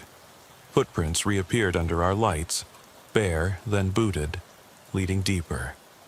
I followed, heart hammering, feeling both vindicated and terrified. The officers shouted into their mics, calling for backup. The cornstalks closed around us, dripping with dew, each leaf brushing like a whisper. Up ahead, the earth sloped downward into the hollow. At the edge, we found the barn's broken ramp, splintered wood curving into darkness. The officers exchanged a look. I swallowed hard and stepped forward first, recalling every detail. The spiral of stones in the loft, the whispering voices, the children offering mud-soaked river rocks. Lightning flickered behind the clouds, illuminating the barn's gaping entrance. I raised my flashlight and inhaled, moving across the threshold with Sergeant Wells at my side. The air was warmer inside, musty with hay and rot. Our boots clomped on warped boards. The echo was deafening. We reached the ladder that led to the loft. No stones this time, only stray bits of straw glinting in the light. Wells shone his light at the loft floor. Empty, save for a circular stain of damp soil. I knelt, touching the earth. It yielded around my fingertip. The soil was wet. I tapped my glove. It's fresh. Suddenly, overhead, a soft scraping. A single stone falling from above. We looked up to see a pale shape slip from the rafters and vanish behind the barn's back wall. Its small size, the flick of a nightgown, unmistakable. Sergeant Wells raised his weapon. "Stay back," he warned. I froze, heart lodged in my throat. The barn door behind us slammed shut with a thunderous crack. We spun, flashlight swinging. The jar and toys in my pocket rattled in unison, an accusatory tinkle. In the narrow beam circle, I thought I saw, just for a heartbeat, a pair of small, cracked eyes glinting from the darkness. Then nothing. The door remained shut, the rafters above silent. Wells reached for the handle. It wouldn't budge. We pounded, calling out. Rain began to patter against the roof. The barn groaned, planks warping. The beam from my flashlight flickered. Then a sound. A child's laugh, soft and distant, coming from somewhere deep within the walls. Wells and his partner looked at each other, faces drained. I pressed my ear against the warped door. The laughter stopped. A hush fell, so complete it pressed against my eardrums. Then a single whispered word, right behind me. "Run." I spun toward the ladder, and the loft hatch slammed shut above, cutting off any escape that way. The floorboards creaked as footsteps approached from the darkness beyond the doorway. Sergeant Wells shouted, "Move!" I grabbed his arm, Will screaming in my mind, "Get out!" The officers fired a single shot into the dark, echoing like thunder. No answer. Only the hush again. Then we heard it. The unmistakable scuffle of small feet running along the outer edge of the loft, circling, hunting. Panic hit me like ice. I yanked on the barn door with all my strength. Worthless. The walls seemed to lean inward. Sergeant Wells shouted into his radio again. Nothing. Static. The footsteps grew louder overhead. The barn roof quivered. I realized with a jolt we were trapped. And whatever lurked here was still closing in. In that moment, standing in the heart of that collapsing nightmare, I felt the boundaries between duty and terror dissolve. My hand slipped to my holster, voice cracking. Hold on. The next sound was a rush of air, like someone running the length of the loft. Then the barn shook violently, splinters raining down. In the fracturing light, I saw something stride across my vision. Tall, pale, impossibly swift, vanishing into the shadows. And before the scream could escape my lips, everything went dark. Dawn was a fractured gray when we finally pried ourselves free of the barn's jaws. Sergeant Wells and his partner burst through the warped double doors, mud-slick boots sliding on the plank thresholds. I followed close behind, heart hammering so violently I could feel each beat like a hammer against my ribs. Rain sluiced down the barn side, a cold sheet that sluiced away the last vestiges of night, but did nothing to wash away the dread clinging to my uniform. Wells dropped to one knee, pressing his hands against the splintered frame where we'd been trapped. "Delta 4, are you with me?" he rasped, voice ragged. I nodded, mouth tasting of metal. We'd heard the footsteps overhead, the distant laughter, and felt the walls shift beneath us, as if the barn itself had breathed us in and then released us only to torment us further. The officers behind us called for backup, their voices swallowed by the open field. I sank to the ground outside the barn, propping my back against the broken siding. The mist tangled in my hair, and I dared not look at the staircase that led into the loft or the gaping hole where the spiral of stones once lay. My hands trembled around the jar tucked inside my coat, the bone fragment rattling softly like a heartbeat. I closed my eyes, trying to steady my breath, but the memories pressed in too, fiercely. The pale girls, the whispered warnings, the impossibility of their existence colliding with the physical traces they left behind. Behind me, I heard Wells' partner calling out, gathering evidence. The fainter echo of footsteps receding back toward the cornfield suggested the children, if they were children, had retreated to ground they knew better than we ever could. I wondered if daylight would chase them away, but as fog drifted among the stalks, thin as ghosts, I realized some presences do not hide when the sun comes up. Wells crouched beside me, his flashlight illuminating the soggy ground. He held up a single muddy footprint, the size and shape identical to the barefoot prints I'd traced weeks earlier. "Delta, you weren't hallucinating," he said softly, jaw clenched. "Look at this."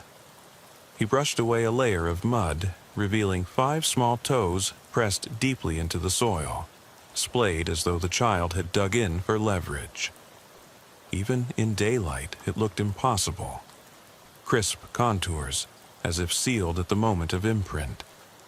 My chest tightened. "They're real," I said, voice hollow. "And they're hurt." Images flashed of the children crouched in the barn alcove, their thin frames shaking with sobs. I remembered the jar's bone fragment, the glass jars in the hidden chamber, the half-buried doll in the field. Everything had been real. the detritus of terror left behind like stencils on a crime scene. Wells stood and scanned the edge of the corn. Backup cruisers lined the driveway now, blue lights muted by the mist. Officers trudging through knee-high rows with evidence markers and camera flashes. A forensic tech in overalls approached, clipboard in hand. "Sergeant, we've got ground-penetrating radar scheduled for the barn's foundation," she said. "Might give us a clue to hidden spaces." She offered me a coffee thermos and I took it, clutching the warm cup as though it could anchor me to reality. The tech tilted her head toward the farmhouse. "Anything inside?" she asked. No one had managed to break through the new boards. I shook my head. Locked up tight, I forced a smile, like someone's trying to keep something in. The tech exchanged a look with Wells, then went back to setting stakes around the barn's perimeter. I sipped the coffee, bitter and lukewarm, watching steam rise into the damp air. The footprints ended at the hollow's edge. Beyond that, the field looked ordinary, rows of corn marching away into fog. There was no church in sight, no fence hole, no other structures. Only the farmhouse, the barn, and miles of empty field. Wells joined me, scanning the mist. "Assuming we find no bodies or living missing children, how do we make sense of it?" he asked. His voice was low, clipped. He'd seen me write unknown juvenile A/B on the report. Now, under daylight scrutiny, the labels felt inadequate. I thought of the whispered run, the children who appeared and vanished like phantoms but left undeniable traces. I set down the coffee and placed both hands on Wells's shoulder. "We document everything. We seal the barn off, but we follow every footprint, every scrap of evidence, because whether they're real or not, they're out there, and someone, somewhere, might be trying to help them." He nodded, jaw working. "You think care enough to break in at night for them." He offered me a rare look of solidarity. "Let's get to work." We rose, and I returned the jar and toys to the evidence technician. Each piece was tagged, bagged, and logged.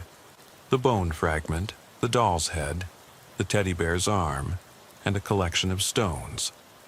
With trembling hands, I labeled each entry, wondering if the chain of custody could ever preserve what I feared might dissolve again, like memories or nightmares at dawn. By mid-morning, the barn and farmhouse were cordoned off with crime scene tape. Officers in hazmat suits combed the loft with metal detectors. I watched through the loft window, spotting the rippled floorboards where the spiral had been. The techs scanned each plank, detected no anomalies beyond residual soil. It was as if that room refused to hold its secrets under the sun. Toward noon, a drone circled above, cameras capturing thermal images. I peered into the live feed on a tablet. The barn's interior glowed uniformly cool, except for one corner near the ladder, where a faint warm spot flickered, barely distinguishable from the surrounding wood. I pointed it out. "Look there." The tech zoomed in, her brow furrowed, but the spot vanished when the drone shifted angle, as if something clung to the wall and phased from the sensors. My legs ached from standing. I leaned against the barn siding, sun finally burning off the mist into a drained sky. I thought of every missing person report I'd handled in my career, cases that went cold when evidence dried up, when leads evaporated like morning dew. Here, evidence refused to stay fixed, morphing under scrutiny, hiding in plain sight. Above me, the wind stirred the barn's tin roof. A single cornstalk at the field's edge bent as though someone brushed past it. I snapped my head around, nothing. A prickle at the back of my neck, like fingertips along the base of my skull. The children, the stones, waiting in the darkness. What had they wanted from me? I closed my eyes against the brightness, letting memories flicker in the cracked synapses of my mind. Whispers in the barn, footprints in the mud, the doll's cracked eye reflecting, what? Fear? Mercy? An unanswered question. A commotion broke my thoughts. Forensic techs calling Wells over to the silo foundation. They found a patch of disturbed earth beneath the floorboard. Scrapings of human hair, threads of fabric, and a small toy shoe, 2 years old at least, caked in years of mud. Wells called me over. He held the shoe gingerly, as though it were a bomb. The partner pressed his flashlight against the sole. Scant fragments of a child's toe bone embedded in the tread. The room fell silent. I knelt beside them, flashlight illuminating the shoe, the hair, the threads. The fragments were consistent with the jar's bone, same density, same bleached white. My breath rattled in my chest. It was real, not a hallucination. A child, maybe more, had been here.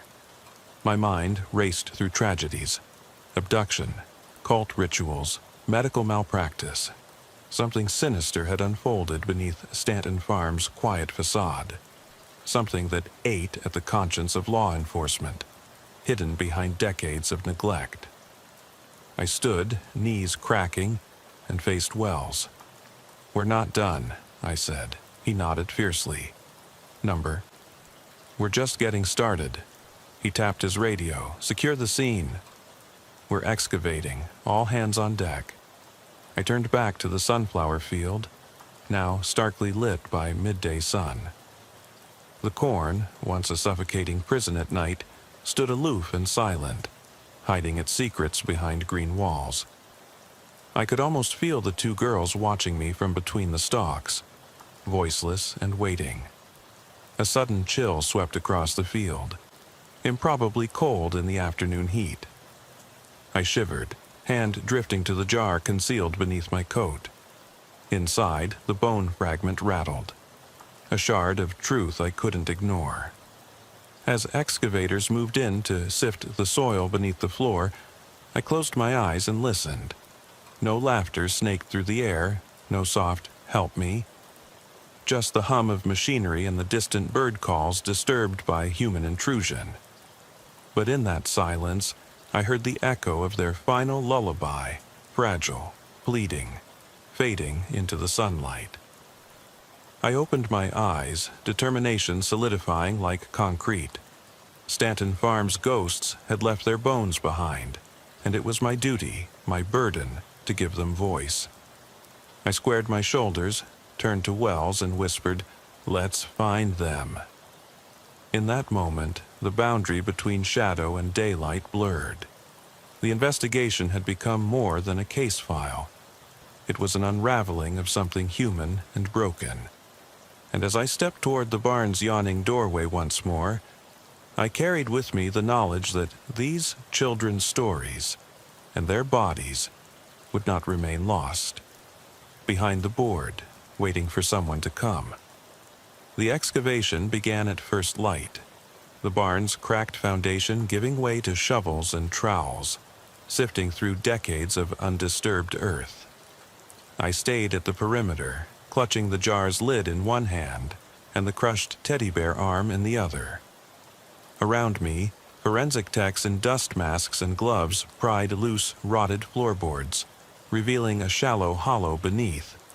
Dark soil packed tight, as if pressed down by countless footsteps. Their radios crackled with updates on hair samples and fibers, but their voices felt distant, muted by the weight of what lay beneath the surface.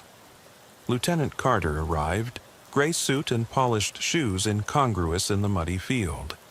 He strode to my side, eyes tracing the newly exposed cavity. "Delta 4, he began, voice low. "I didn't believe it." He bit his lip, glancing at the team uncovering fragments of a child-sized shoe, matching the one I'd carried in. "This changes everything." I nodded, jaw clenched. "They were here," I said. "I told you they were real." Carter closed his eyes as if to clear the memory of stubborn doubt. "We'll get them home," he promised, though I could see his uncertainty waver. Behind him, shovels peeled back layers of compacted earth, uncovering small artifacts: a twisted hair ribbon, ceramic shards painted with childish letters, and finally the brittle bones of two small bodies curled in fetal positions, long since bleached by time. The techs worked in hushed precision, carefully lifting each fragment, placing them in numbered trays. I knelt beside them, hands trembling as I watched the bones emerge. Fragile as bird bones, each piece a testament to a life lost. I closed my eyes and felt the echo of midnight laughter, the hush of the barn's loft, the whispered warnings. "Run. Help me. Found you." Every memory converged into a singular ache, a merging of past and present. These children, whoever they had been, had haunted Stanton Farm for generations, their fates sealed by human hands that had buried their remains beneath the splintered floor. I could almost hear the echo of their tiny voices, pleading to be found. Carter crouched beside me, placing a gloved hand on my shoulder. "We'll identify them," he said gently. "Genealogy, county records, we'll piece together their names." I swallowed, heart pounding. No one ever reported them missing. They died here, and we never knew. My voice broke. Carter nodded, eyes wet. "This ends tonight," he vowed. "We'll give them names, a funeral, closure." I exhaled, a flood of relief and sorrow. At least they would be reclaimed from oblivion. As the forensic team focused on the pit, I stood and surveyed the barn and field now bathed in afternoon sun. The cornstalks leaned as though bowing in silent tribute. The farmhouse stood grimly behind, its boarded windows reflecting my own haunted reflection. I realized the structures, barn, fence, field, no longer shifted or changed. The physical traces were fixed now, exposed by daylight and scientific method. The children's bones lay in shallow graves, finally given a voice. Yet a deeper question gnawed at me. How many more ghosts waited, unclaimed, beyond these fields? How many forgotten stories lay buried beneath the veneer of ordinary places? Stanton Farm had held it secret for generations, then relinquished it to a single officer willing to believe the impossible. What of the other cries muffled by ambient noise? The other footprints in half-forgotten hollows? I reached into my pocket and touched the smooth river rock I'd collected in the barn loft. One of many. I drew it out and turned it over in my hand, recalling the moment a whisper had breathed through my skull. "Found you." The rock's surface felt warm against my palm, as though imbued with residual life. I placed it on the edge of the pit beside the uncovered remains, a silent promise that no one else would be lost without a witness. The team finished labeling and photographing each bone fragment. The medical examiner arrived, taking custody and offering quiet thanks. As they closed the pit, covering the remains with fresh soil, I felt a measure of peace settle over the field.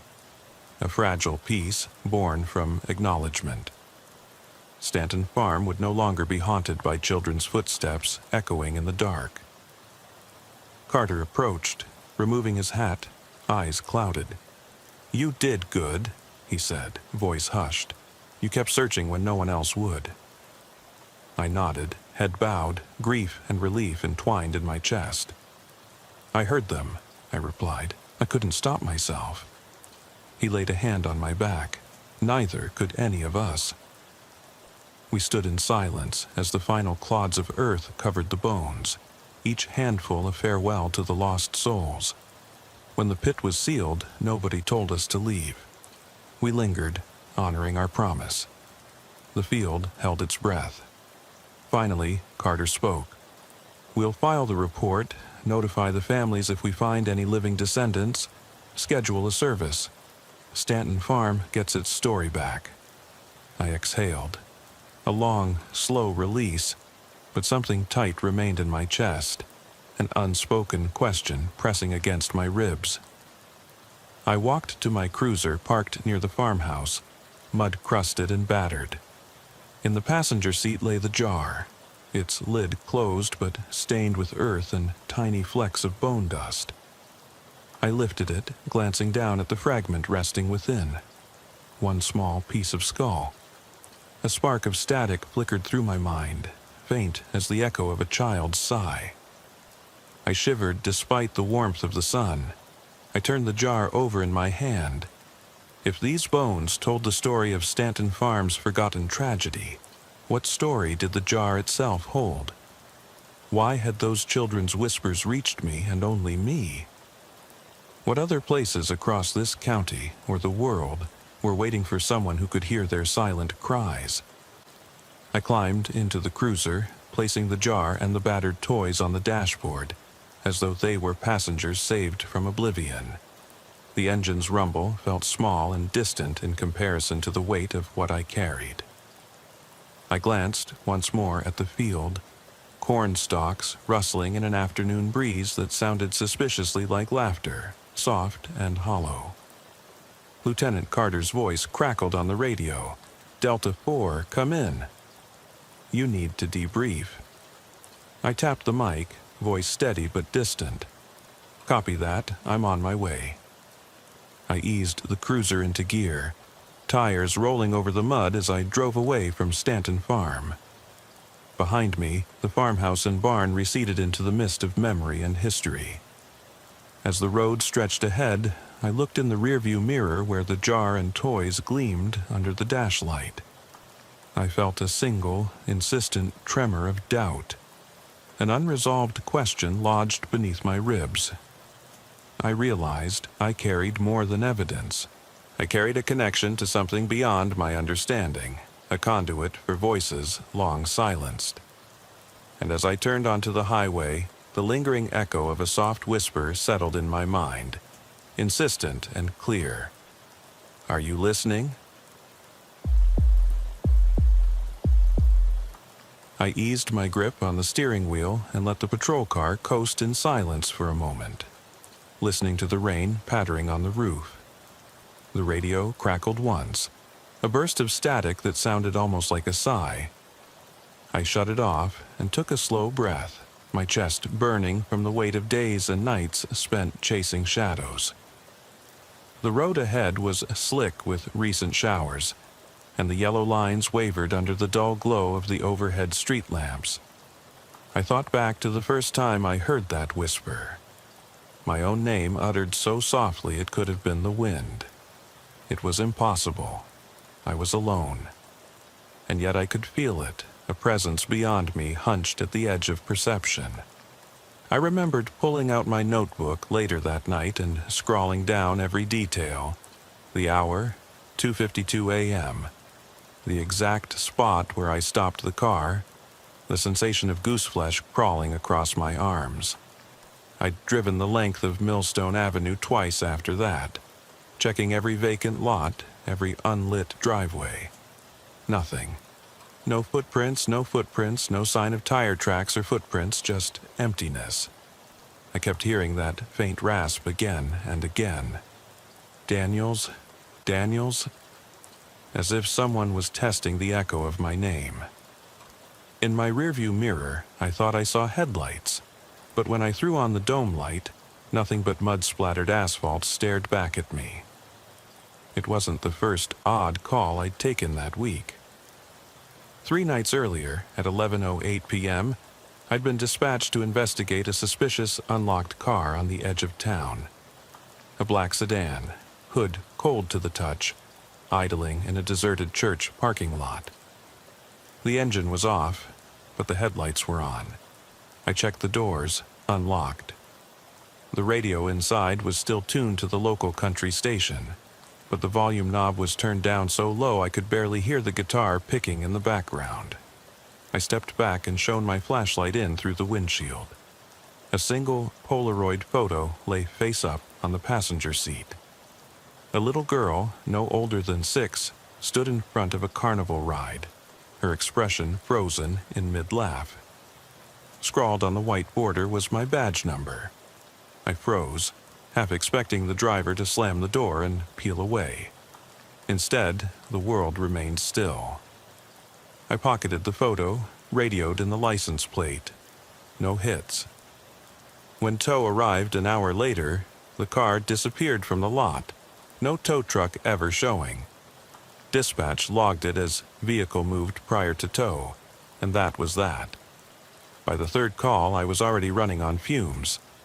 I started leaving early night logs in my voicemail for my partner, Torres. "Keep an eye on my desk logs," I'd said. "If you get a message labeled Daniels-9.3, call me back immediately." The code made no sense to anyone but me. 9 staccato knocks at the door, 3 footsteps in the hallway.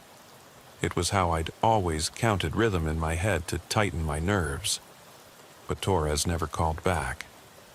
The next morning, I found a text on my phone, 2 words. "Everything's fine." But he hadn't been on shift. No record of him ever logging in that night. I called his home number, no answer. His voicemail box was full. I drove myself ragged looking for patterns. I pored over every missing person report from the last decade, every unsolved burglary, every prank call that got a response logged and then shelved. So many little mysteries clustered around the margins, like moths drawn to a porch light. A man seen walking barefoot down 5th Street at 3:14 a.m. A door found ajar at the nursing home where I used to work security. A taxi meter that kept running in an empty cab. They all started to feel connected, strands of a spider's web that I kept poking at with my flashlight. Each time I thought I was onto something, it slipped through my fingers. Tonight felt different. I could feel it in the way the rain merged with the static in my ears, how the temperature inside the car dipped an extra degree. My breath was visible in the cabin, and I noticed my hands trembling before I realized why. I was back at the Harper place. Years had passed since Ethan disappeared, and I'd never forgotten his grandmother's face when she told me he'd been calling for her on the porch, even though he'd been gone long before. I slid out of the car and flicked off my high beam so the lot stayed dark. The porch light upstairs was still on, so I kept my distance. I felt like a trespasser in someone else's memory. I climbed the creaking steps and pressed my ear to the front door. No whisper. Only the low hum of the heater inside and the distant pulse of the highway. I tried the knob. It turned under my palm. I stepped in, heartbeat drumming against my ribs. The hallway smelled the same as it had all those years ago. Old linoleum, mothballs, and something else I couldn't name. I moved forward, keeping my flashlight low so it wouldn't cast obvious shadows. My reflection caught in a framed mirror. Gaunt cheeks, red-rimmed eyes. I barely recognized the man staring back. A scuff of gravel on wood made me spin around. In the dining room, the table was set as if for one. Coffee cup chipped, saucer dusty, a single spoon placed on a folded napkin. I approached, and that spoon rattled against the china with a slow clink. My throat went dry. I reached out to steady it, and when I lifted the cup, I saw a smear of lipstick on the rim. No name written on the mug, and nothing on the table to tell me whose it was. I placed it back and heard, clear as I'd ever heard anything, "Daniels." It wasn't faint, more like a demand, an invitation. I scanned the shadowed room. Nothing moved. I forced the words out through the radio mic. "Dispatch, 2 Victor 6, I need..."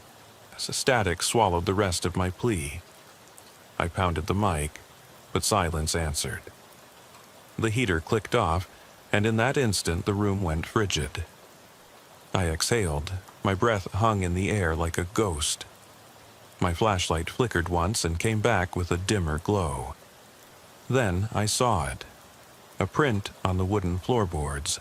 pressed deep enough to crumble the grain.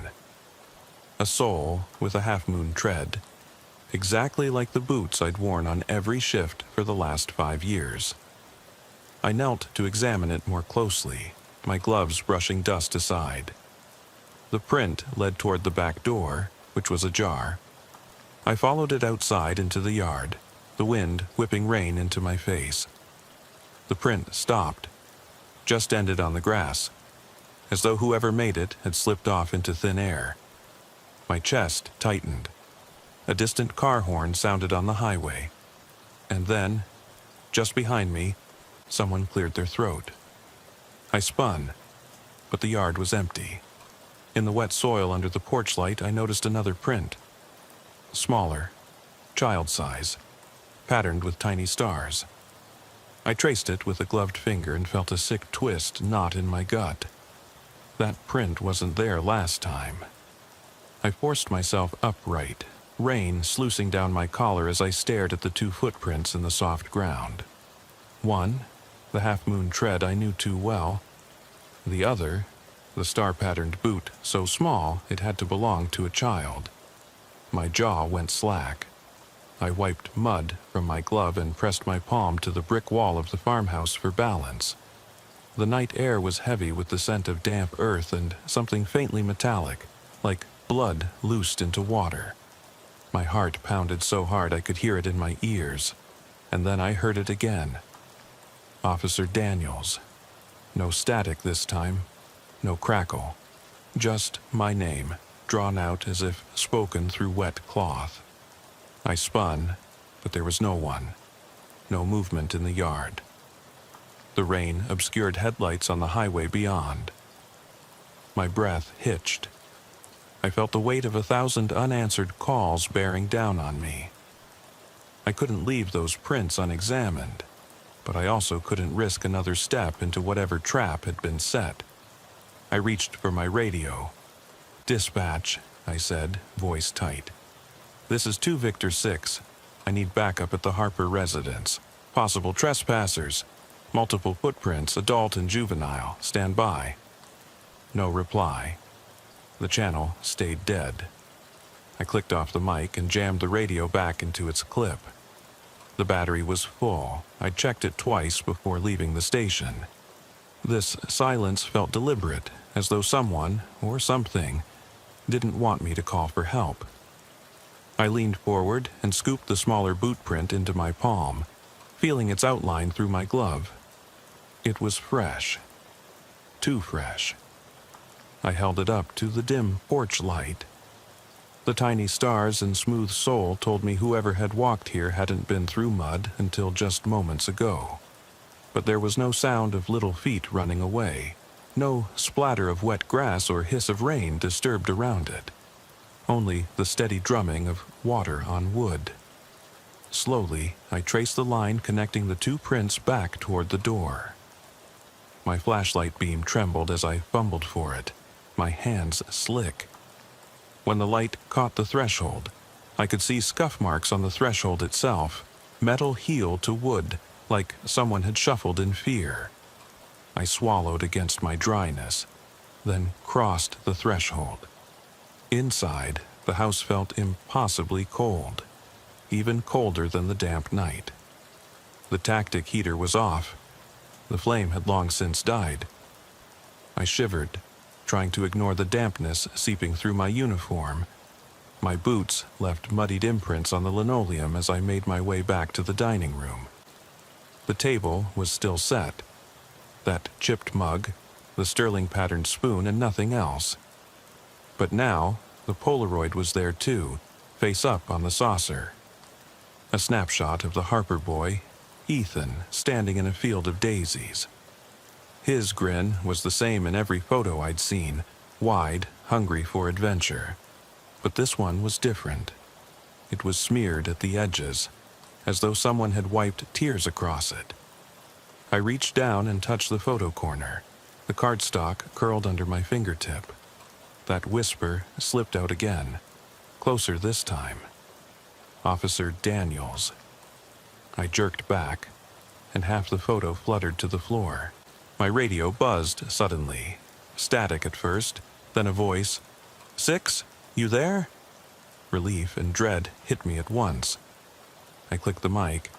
"Yeah, dispatch, I'm here. I'm secure, but I need—" The voice cut out again, replaced by static and then silence. I cursed under my breath. Whoever was on the other end had hung up mid-sentence.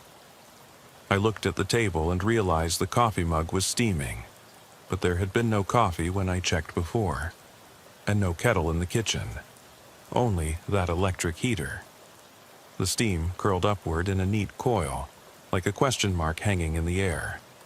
I stared at it, mind racing. My hand drifted to my sidearm, but I didn't draw it. Drawing a weapon felt too final.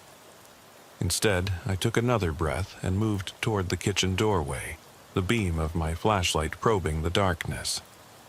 Inside the kitchen, the counters were empty, save for a single, oil-stained rag. I picked it up and smelled it. Diesel, maybe, or old motor oil. Unfamiliar, greasy, as though someone had used it to wipe down a machine. But there was no garage attached. The farmhouse sat alone on a patch of grass behind a weathered, split-rail fence. I set the rag down gently and caught sight of footprints again, smaller ones, childlike, on the tile floor, leading away from the doorway toward the back door. I followed them, carefully avoiding fresh mud, and saw they stopped 5 feet from the door, in the threshold. It was as though someone stood there, paused, and then vanished. Something flickered at the edge of my sight. I snapped my light to the dining area. The photo of Ethan had fallen face down on the chair, and now it showed something I hadn't noticed. Blue scribbles in the blank border, almost like a child's handwriting. "Help me find him." My pulse slammed against my skull.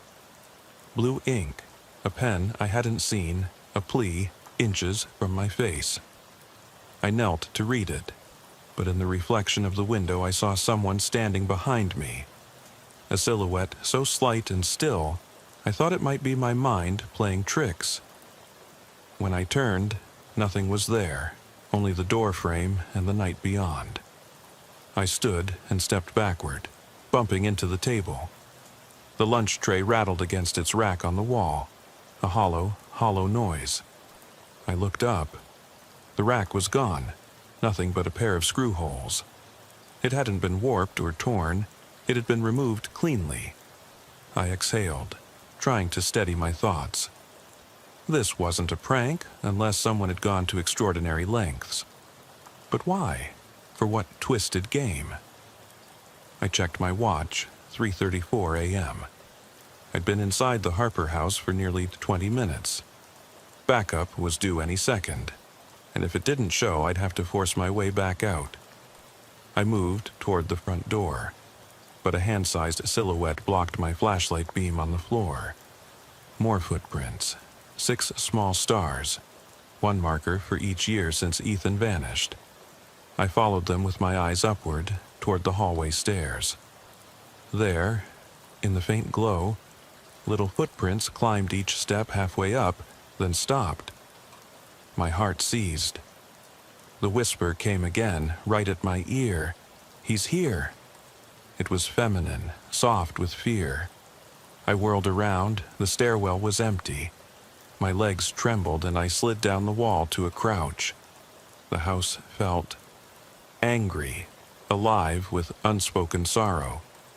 That heat in my chest tripled. I realized then that this wasn't just about me. This was about every unanswered question I'd chased for years. The missing child, the silent dispatcher, the unlocked cars and idle radios. I thought of Torres. I thought of the little girl in the sedan photo. I thought of every prank I'd shrugged off. And I knew these weren't pranks. Someone had been trying to reach me all along, feeding me breadcrumbs. To what end, I didn't know. But I had followed them here. I had stepped into the center of something vast and unspeakable. My radio crackled again, more static than voice. Then a clear command. "Daniels, stand down. Leave the scene, return to station immediately. Do not engage. The voice was calm, authoritative, like someone who knew me better than I knew myself. But it wasn't dispatch. They didn't issue orders, only assignments. This was different. An order, not a request. My finger hovered over the mic, but I didn't answer. Instead, I looked back at the stairwell, at the tiny prince paused in time and whispered to the empty room, "I can't." My phone buzzed in my pocket. I pulled it out. A single text message. "You're too late." No sender ID, no thread. The timestamp read 4:01 a.m., 27 minutes after I arrived. I stood as the last growl of thunder rolled through the rafters, shaking dust from the ceiling. The footprints on the stairs began to fade, as though evaporating in the gloom. I felt tears prick at my eyes, frustration, fear, guilt. I jammed the phone back and straightened my shoulders. My duty was to protect the living, to chase justice for the missing. But tonight, I was running out of time. The house felt like it was closing in on me, its walls humming with memory and sorrow. I moved to the door, but the whisper caught me again, distant yet clear. "Find him." I paused, hand on the knob, and closed my eyes. The night was relentless, unending, and I was alone at the heart of it. I knew I should go, call it in, lock the door, retreat to safety. But something deeper urged me forward, deeper into the darkness of that house, deeper into the web of unanswered echoes. The whisper was part of me now, a question I couldn't ignore. I opened the door and stepped onto the porch, rain soaking through my uniform, my boots imprinting fresh tracks in the mud. I looked back at the dark windows and whispered under my breath, "I'll find him." Then I slid into the yard, following the faint child-sized prints splashing in the rain, the whisper leading me into the night. I traced the small footprints through the soggy yard, my flashlight's beam wavering as my boots sank into the thick mud. Each step felt heavier than the last, as though the earth itself were determined to pull me back, warn me to turn away. But I pressed on, ears straining against the relentless patter of rain and the steady whisper echoing in my skull. Find him. The child-sized prints led toward a thicket of overgrown brush at the edge of the property, where brambles clawed at the hem of my uniform. I hesitated at the line where grass met woods. The dark mass beyond was a living thing, breathing. My chest tightened and I forced myself forward, slicing through branches until I emerged into a small clearing. The ground here was firmer, covered in fallen pine needles that muffled my footsteps. The only light was my flashlight and a distorted glow from the farmhouse behind me. In the center of the clearing stood a rusted swing set. 2 empty swings hanging limp, their chains squeaking softly in the wind. I approached it, heart in my throat. There, embedded halfway into the moss-covered ground, was Ethan's old baseball glove, fingers curled as if still gripping an invisible bat. I knelt and lifted it, the leather soaked and cold, the inside faintly red. Or maybe that was just rust. I closed my eyes and forced the whisper down to a dull hum, telling myself I wasn't losing it. This was evidence, another breadcrumb. I pocketed the glove and turned to leave, but something stopped me. A single shoe print, adult-sized, pressed into the needles beside the swing. The half-moon tread again, matching my own boots. I froze. The print trailed away at an angle, as though whoever wore those boots had circled the swing set, paused, and then continued deeper into the woods. My breath hitched. Why would I, or someone wearing my boots, move through here at all? Had I been here before in the dead of night without remembering? Or was someone stalking me, stepping in my tracks deliberately, weaving me into their design? I checked my sidearm as if for reassurance. It felt too cold, too foreign in my hand. I thought of calling Torres again, but the radio had died once more, blacking out my desperate plea. I flicked the switch on the flashlight, and when the beam flickered back on, I saw them. Little handprints imprinted onto the metal support of the swing set, smeared in the pine needle litter. Tiny palms, 5 for each imprint, spaced unevenly as though the child had climbed up and down, climbing higher each time before letting go. My throat went dry. I pressed my fingers against the metal where the prints should have been, but my glove only brushed cold rust. No smear, no texture. Had that even been there? A distant rumble of thunder snapped the silence, and I spun toward the farmhouse, half expecting lights to come on. Instead, I saw a single window upstairs flicker and then go dark. I thought I saw a shape in the window, small, slight, then gone. I swallowed hard and began stepping back through the brush, careful not to trample the fragile prints behind me. I reached the edge of the clearing and paused, one last look at the swing set. Rainwater pooled in the buckets of rust, reflecting a fractured image of the overcast sky. I had a sense that if I looked too long, I'd see something move in that reflection. An eye, a smile, a face. I emerged back into the yard and spotted the trail leading to the barn, which stood low and squat at the far corner of the property. I hadn't noticed it before in the dim light, but now it loomed like a sentinel guarding some secret. The door was slightly ajar, yawning open like a mouth waiting to swallow me. My flashlight beam trembled as I approached. I paused in the doorway. Inside was almost pitch black, broken only by a sliver of moonlight that cut across the earthen floor. I could hear the echo of dripping water and a faint creak, as though someone was shifting weight just out of sight. I stepped over the threshold, and the beam landed on a set of tire tracks. Tractor tread, fresh and deep, cutting a path from the barn entrance to a corner, piled high with crates and farm equipment. I crouched to inspect the tracks. They made a perfect right angle, then abruptly ended at the base of a wooden crate. I hoisted the flashlight higher to peer above the stack, heart pounding against my ribs. On top of the crates lay Ethan's coat, the one his grandmother had described the night before his disappearance, a faded windbreaker with a bright orange zipper. I swallowed so hard my mouth went dry. The zipper was half open, revealing the lining splattered with something dark.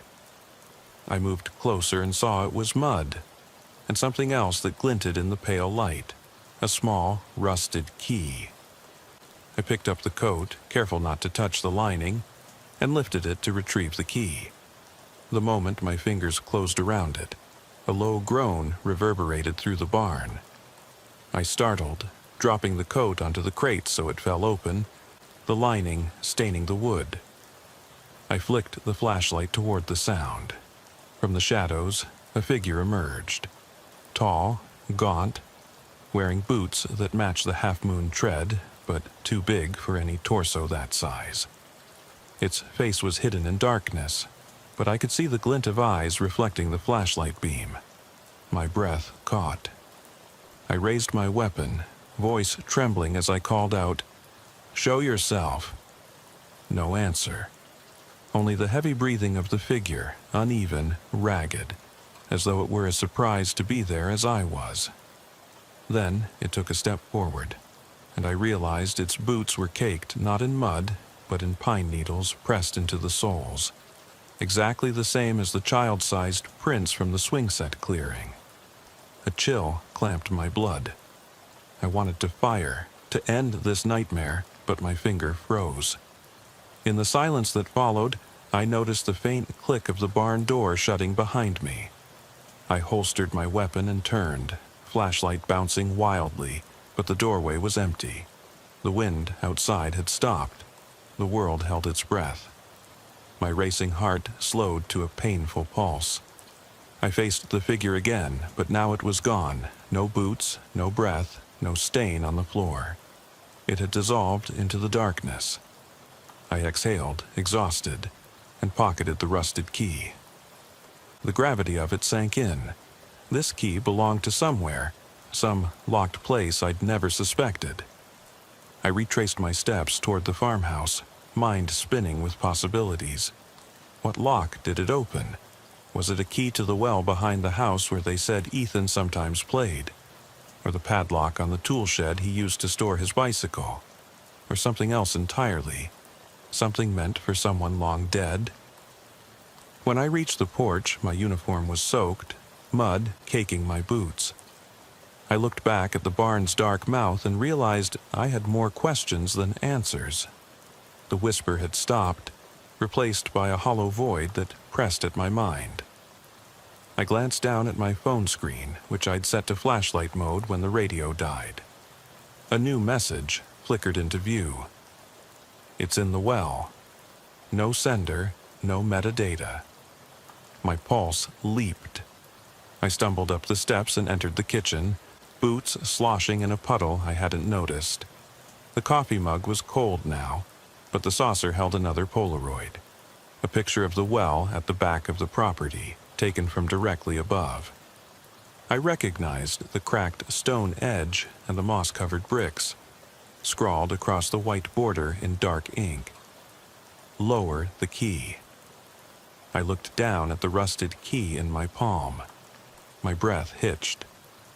Outside, thunder groaned low, and the wind kicked rain through a cracked window pane. I moved to the back door and pushed it open. The backyard sloped down to the well, its cover ajar like an open grave.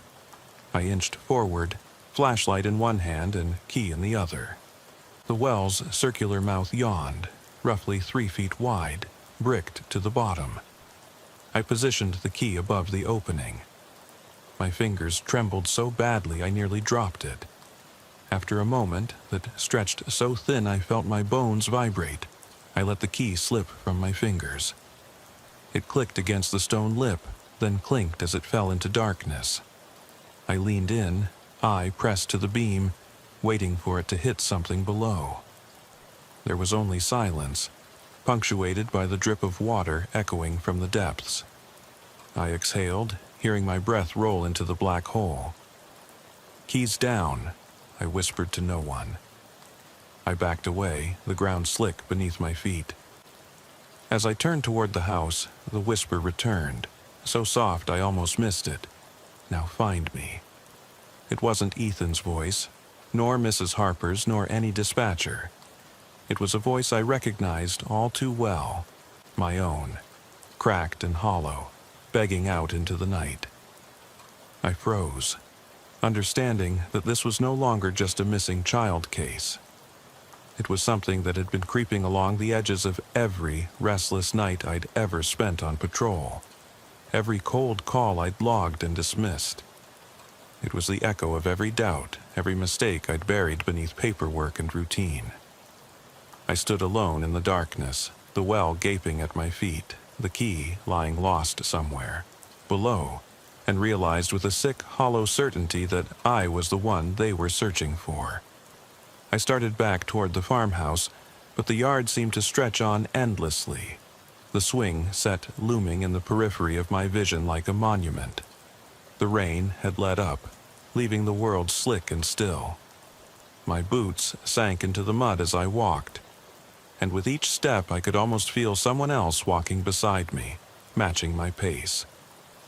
I glanced over my shoulder. Nothing but shadows. When I reached the porch, I paused and wiped the sweat and rain from my brow. The whisper rose again, almost a sigh this time. "See you soon." I drew a shaky breath and stepped inside, closing the door behind me.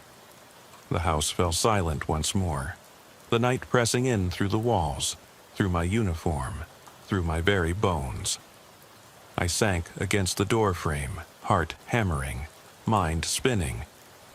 Every rational part of me screamed to set up barricades, call for backup with whatever means I had left, retreat to the safety of the station. But another part of me knew this wasn't the end. It was only the beginning of something I couldn't yet name. A dark thread weaving its way through my life, tugging me deeper into the abyss. And as I sat there, listening to the final drip of water echoing from the well outside, I realized the haunting truth. Some calls never get answered, some voices never rest, and some wells never run dry. I didn't sleep that night. Instead, I sat in the dark kitchen, gripping the handle of that chipped coffee mug, staring at the wall where faces blurred in the flicker of the street lamp outside. And when dawn finally broke over the horizon, it brought no relief, only the quiet certainty that the next chapter was waiting for me, down in that well, calling my name. Is it too late to save him, or to save myself?